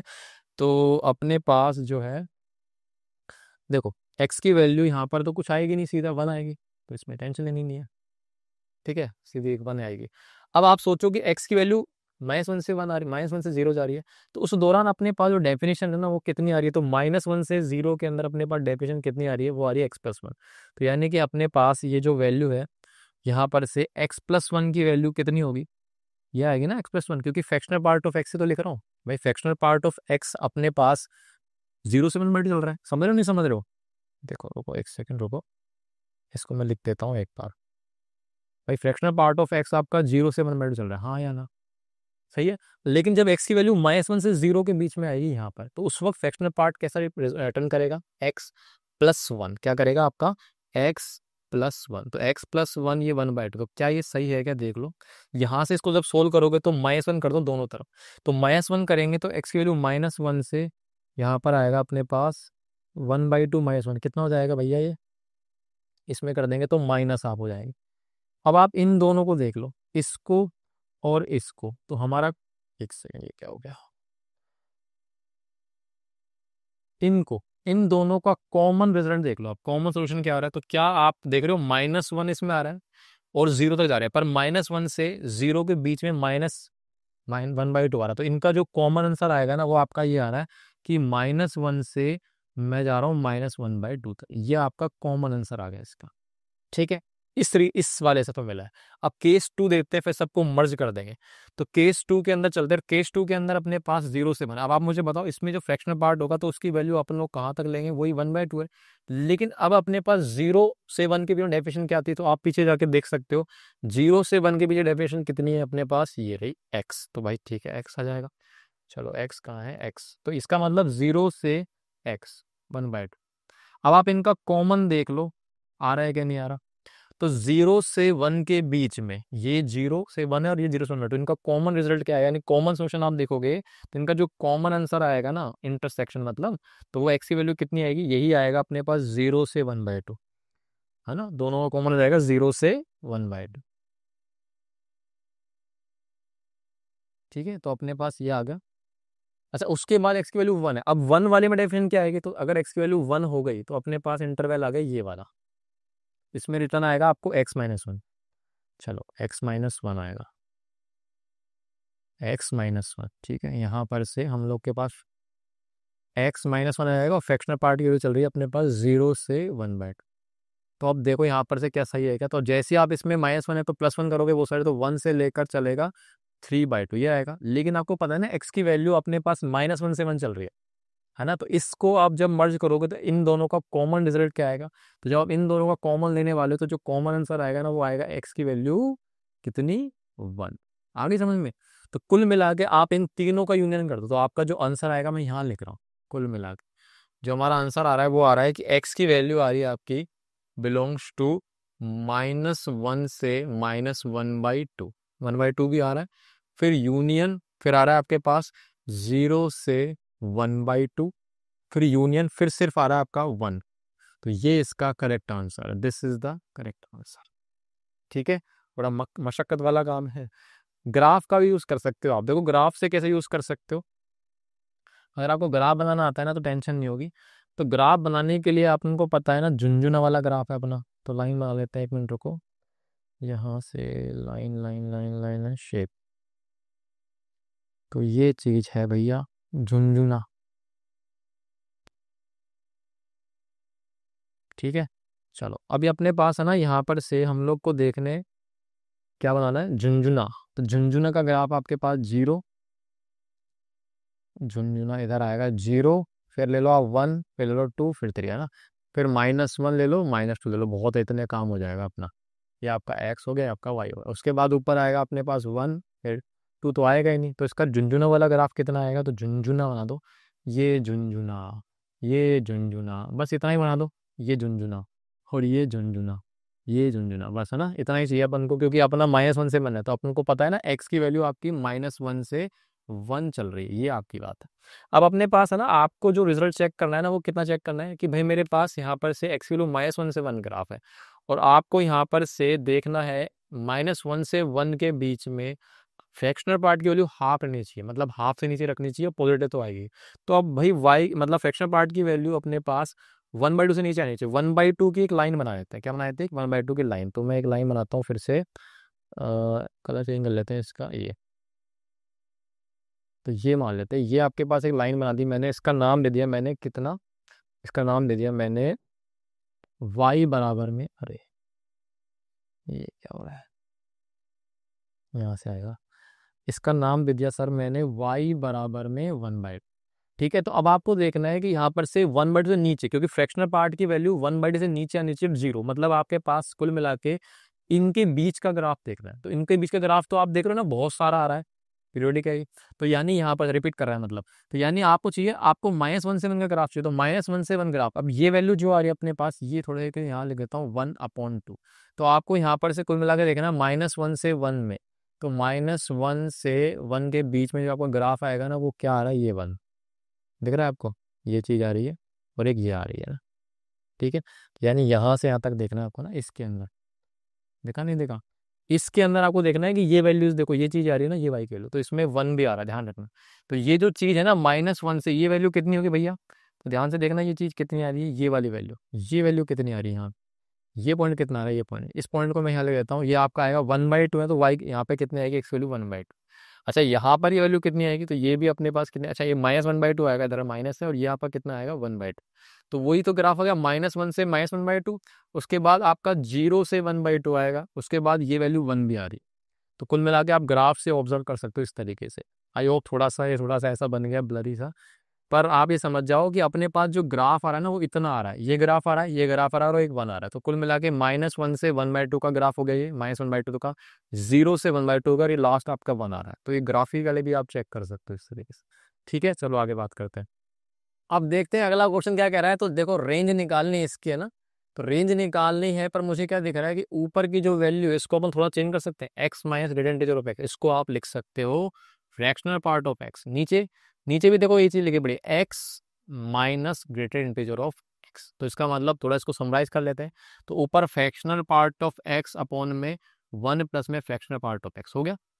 अब पहले तो इसका डोमेन देख लो, कोई दिक्कत तो नहीं है अपने पास, कोई एक्स की वैल्यू ऐसी नहीं जिससे आपका ये अभी फिलहाल ये नॉट डिफाइन बन रहा हो। तो आपको पता है इसमें कुछ भी डालोगे तो इसकी वैल्यू जो भी है 1 नेगेटिव आएगी, नहीं तो नीचे 0 नहीं बनेगा, यानी इसका जो डोमेन है ना, तो एक्स बिलोंग्स टू आपका आर आ गया। ठीक है, अब यहाँ पर से रेंज निकालनी, मतलब आपको कहीं ना कहीं वाई की वैल्यू निकालनी पड़ेगी, यानी पहले आप कोशिश करो इसको इन टर्म्स ऑफ एक्स, मतलब समथिंग बराबर में वाई वाई में कन्वर्ट कर दो। तो यहाँ से इसको मैं कन्वर्ट करूंगा तो वाई प्लस में y fractional part of x बराबर फ्रैक्शनल पार्ट ऑफ एक्स। ठीक है, ये चीज़ हो गई, सही है। अच्छा, अब यहाँ से अपने पास इसको उधर भेज दो तो वाई बराबर में, या इसको इधर बुला लो, एक ही बात है, इसको इधर बुला लेते हैं। यहाँ से ये बनेगा अपने पास वाई बराबर में, उधर भेजेंगे तो fractional part of X minus Y times of fractional part of X. यहाँ से Y fractional part of X common आ जाएगा तो अंदर बनेगा 1 माइनस वाई। ठीक है, अब आप क्या करोगे, अब आप इसके अंदर से ए फ्रैक्शनल पार्ट ऑफ एक्स के तो निकाल लो, तो यहाँ से मेरे पास हो जाएगा वाई अपॉन में 1 माइनस वाई। ठीक है, अब फ्रैक्शनल पार्ट ऑफ एक्स की वैल्यू आपको पता है ना कि मेरे पास देखो वाई की वैल्यू यहाँ पे 1 तो नहीं आ रही है, तो मुझे पता चलेगा कि इसमें 1 तो नहीं आएगी, इतना तो क्लियर होगा, क्योंकि 1 डालते यहाँ पर से गड़बड़ हो जाएगी। अब फ्रैक्शनल पार्ट ऑफ एक्स की औकात पता है ना कि ये एक्सप्रेशन जो भी हो, पता नहीं कुछ भी आ सकता है, क्योंकि इसके हिसाब से तो आप वाई बिलोंग्स टू आर डाल सकते हो, लेकिन इसका रिजल्ट आपके फ्रैक्शनल पार्ट ऑफ एक्स के बराबर करना है। तो फ्रैक्शनल पार्ट ऑफ एक्स की वैल्यू आपको पता है ना, फ्रैक्शनल पार्ट ऑफ एक्स की वैल्यू आपके पास 0 से 1 तक जाएगी बस। इसका मतलब ये जो भी एक्सप्रेशन लिखा पड़ा है इसकी वैल्यू भी आपके पास 0 से 1 के बीच में रहेगी, हाँ या ना, ये रहेगा। ठीक है, अब आपको क्या करना है, दोनों केसेस ले लो, इंटरसेक्शन ले लेंगे उसके बाद, तो यानी इन दोनों का केसेस ले लो, तो 0 से ये आपकी 1 माइनस वाई रहेगा। ठीक है, तो यानी यहाँ पर से केस 1 ले लो, या इसको ना केस 1 लिख लेते हैं। तो भाई देखो, अगर ये चीज़ है तो इसको आप यही लिख लो ना ऐसे, ये आ गया। अब लेकिन आपको पता है नीचे की वैल्यू जो है वाई का कोफिशिएंट नेगेटिव है, तो इसको पॉजिटिव बनाने के लिए आप बाएं से मल्टीप्लाई कर दो, ये आपका बन जाएगा y minus 1 less than equal to 0। अब आपको नंबर लाइन पे आपको सोल्यूशन लेना है इसका, तो कितना आएगा, तो इनका क्रिटिकल पॉइंट ऊपर से वाई 0 आएगा, नीचे से क्या आएगा 1। तो क्रिटिकल पॉइंट कितना आएगा, तो यहाँ से एक तो आएगा 0 और एक आएगा आपका 1। अब क्योंकि लेस देन की बात हो रही है कि एक्सप्रेशन लेस देन, इसका मतलब बीच वाली वैल्यू आएगी। अब 1 भी नहीं आ सकता, मतलब ये 0 आ जाएगा पर आपके पास 1 नहीं आएगा, यानी ये इसका आंसर। तो 0 से 1, मतलब यहाँ पर y की वैल्यू जो आ रही है ना वो आपके ये 0 से 1 ओपन में आएगा। ठीक है, अब आपको सेकंड केस यानी इनका इंटरसेक्शन निकालना है, तो फर्स्ट मार्क क्लिक करते हैं। अब सेकंड की बात कर लेता हूँ, सेकंड अपने पास कितना आएगा, तो सेकंड केस, केस नंबर 2, उसमें आप क्या देखोगे, उसमें हम देखेंगे कि हमारे पास ये वैल्यू जो है कौन सी छोटी रहेगी, यानी y अपॉन में 1 माइनस वाई लेस देन 1। तो अब आप इसको पहले तो 0 बनाओ इधर, तो इसको 1 को इधर बुला लो, ये -1 लेस देन 0 हो जाएगा। अब आपके पास एलसीएम का 4 है बस, और कुछ नहीं, तो -1 और प्लस में क्या हो जाएगा y अपॉन में 1 माइनस वाई लेस देन 0। ठीक है, एक बार चेक कर लेते हैं। ओके, तो ये बन गया आपके पास 2y -1 अपॉन में 1 माइनस वाई लेस देन 0। अब नीचे से फिर वही है, माइनस का चक्कर है तो इसको मल्टीप्लाई कर दो माइनस से, तो 2y -1 और ये y -1 ग्रेटर देन 0 हो जाएगा। ठीक है, अब इसको कैसे सिंप्लीफाई करेंगे, तो नंबर लाइन पे बिछा दो, वही नंबर लाइन ले लो। अब नंबर लाइन पे आप देखोगे कि यहाँ से मेरे पास जो है क्रिटिकल पॉइंट एक तो हाफ आएगा और एक 1 आएगा, यानी यहाँ पर से मान लेते हैं हाफ और यहाँ से मान लेते हैं 1। ठीक है, आ गया। चलो, अब आपको क्या है, ग्रेटर देन है, ग्रेटर देन का मतलब है कि आपके पास जो है रीजन आएगा बाहर का, और अपने पास ये ग्रेटर देन इक्वलिटी भी नहीं है, तो मतलब ये चीज़ तो आएंगे नहीं इन पे खाई बोल, और इधर से रीजन आएंगे। ठीक है, ये आपका 1 है। तो कुल मिला के यहाँ पर से जो आंसर आएगा वो आएगा y belongs to minus infinity से, हाँ माइनस इन्फिनिटी से हाफ तक जाऊंगा, और हाफ इसमें नहीं आएगा, यूनियन फिर 1 से जाऊंगा और कहाँ तक जाऊंगा, इन्फिनिटी तक। तो अब आपको इनमें से कॉमन सोल्यूशन लेना है, यानी कि ये केस और ये केस को जैसे आप मर्ज करोगे तो आपको दिख जाएगा, इंटरसेक्शन ले लो इनका। इंटरसेक्शन आप लोगे तो आपको दिख रहा है साफ कि इसमें 0 से 1 जा रहे हैं, इसमें आपका आ रहा है हाफ तक, तो कुल मिला के इसमें 0 से हाफ तक आंसर आएगा और हाफ भी नहीं आएगा। ठीक है, चलो इसको देख लेते हैं, यहाँ पर नंबर लाइन पे देख लेते हैं इंटरसेक्शन बना, तो इन दोनों का इंटरसेक्शन करेंगे तो 0 1 आएगा, एक तो एक आ रहा है आपका हाफ, तो यहाँ नहीं मान लेते हैं 0, ये आपका आ जाएगा हाफ और ये आपका आ जाएगा 1। चलो बिछाते हैं जल्दी से वैल्यूज को, तो यानी पहला तो कह रहे हैं 0 आएगा, ये 0 आएगा और 0 से जा रहे हैं अपन लोग कहाँ तक, 1 तक, और 1 इसमें नहीं आ रहा, तो ये चीज़ आ गई। ठीक है, ये आ गया। उसके बाद दूसरा कह रहा है माइनस इन्फिनिटी से हाफ तक जाऊंगा। ठीक है भाई, माइनस इन्फिनिटी से हाफ तक जाऊंगा, हाफ तक जाऊंगा पर हाफ नहीं आएगा, माइनस इन्फिनिटी से हाफ तक जाऊंगा पर हाफ नहीं आएगा, यानी ये रीजन हो गया। ठीक है। उसके बाद आप जा रहे हो 1 से इन्फिनिटी तक, यानी 1 आपका यहाँ पे और 1 से इन्फिनिटी तक जा रहे हो, यानी ये रीजन है। ठीक है। अब आप देखो ओवरलैपिंग कहाँ पे हो रही है, तो ओवरलैपिंग हो रही है आपकी इधर, इसमें 0 भी आ रहा है आपका, लेकिन इसमें हाफ नहीं आ रहा। हाफ अपना इसमें आ रहा है ग्रीन वाले में, पर इसमें नहीं आ रहा है। इनका इंटरसेक्शन मतलब क्या आएगा, कुल मिला के आप बोल सकते हो कि फाइनल जो आंसर आएगा ना, y बिलोंग्स टू आपका आएगा 0 तो आएगा इसमें, पर 1/2 नहीं आएगा, तो इसका आंसर आएगा ये इसका फाइनल आंसर। ठीक है, आगे बात समझ में, तो इस तरीके से आपको चेक करना पड़ेगा। ओके, तो अपना लेक्चर अब हुआ है खत्म। अब हमारा लेक्चर तो खत्म हो गया है। अब मैंने सारी बातें जो भी आपको बताई इनको अच्छे से रिकॉल कर लेना। 11th क्लास के लिए काफ़ी अच्छी चीज़ें हैं, इतना अपनी जो है एनसीईआरटी में इतनी सारी चीज़ें नहीं बताई गई है। फिर भी मैंने कोशिश करी है कि अभी से आपको सारी चीज़ें थोड़ा सा आदत डल जाए, ताकि आप जब आगे हायर लेवल्स को पढ़े तो आपको समझने में दिक्कत कम से कम आए, क्योंकि 11th क्लास के जो फंक्शंस है वही आपके 12th में आते हैं और बड़ी क्लासेस में आते हैं, यानी बड़ी हायर जगह पे देखने को मिलेंगे आपको। ठीक है, तो मिलते हैं फिर नेक्स्ट लेक्चर में, और जो बचे हुए फंक्शंस हैं उनके बारे में बात करेंगे, यानी ट्रिग्नोमेट्री के अंदर। Tata bye bye.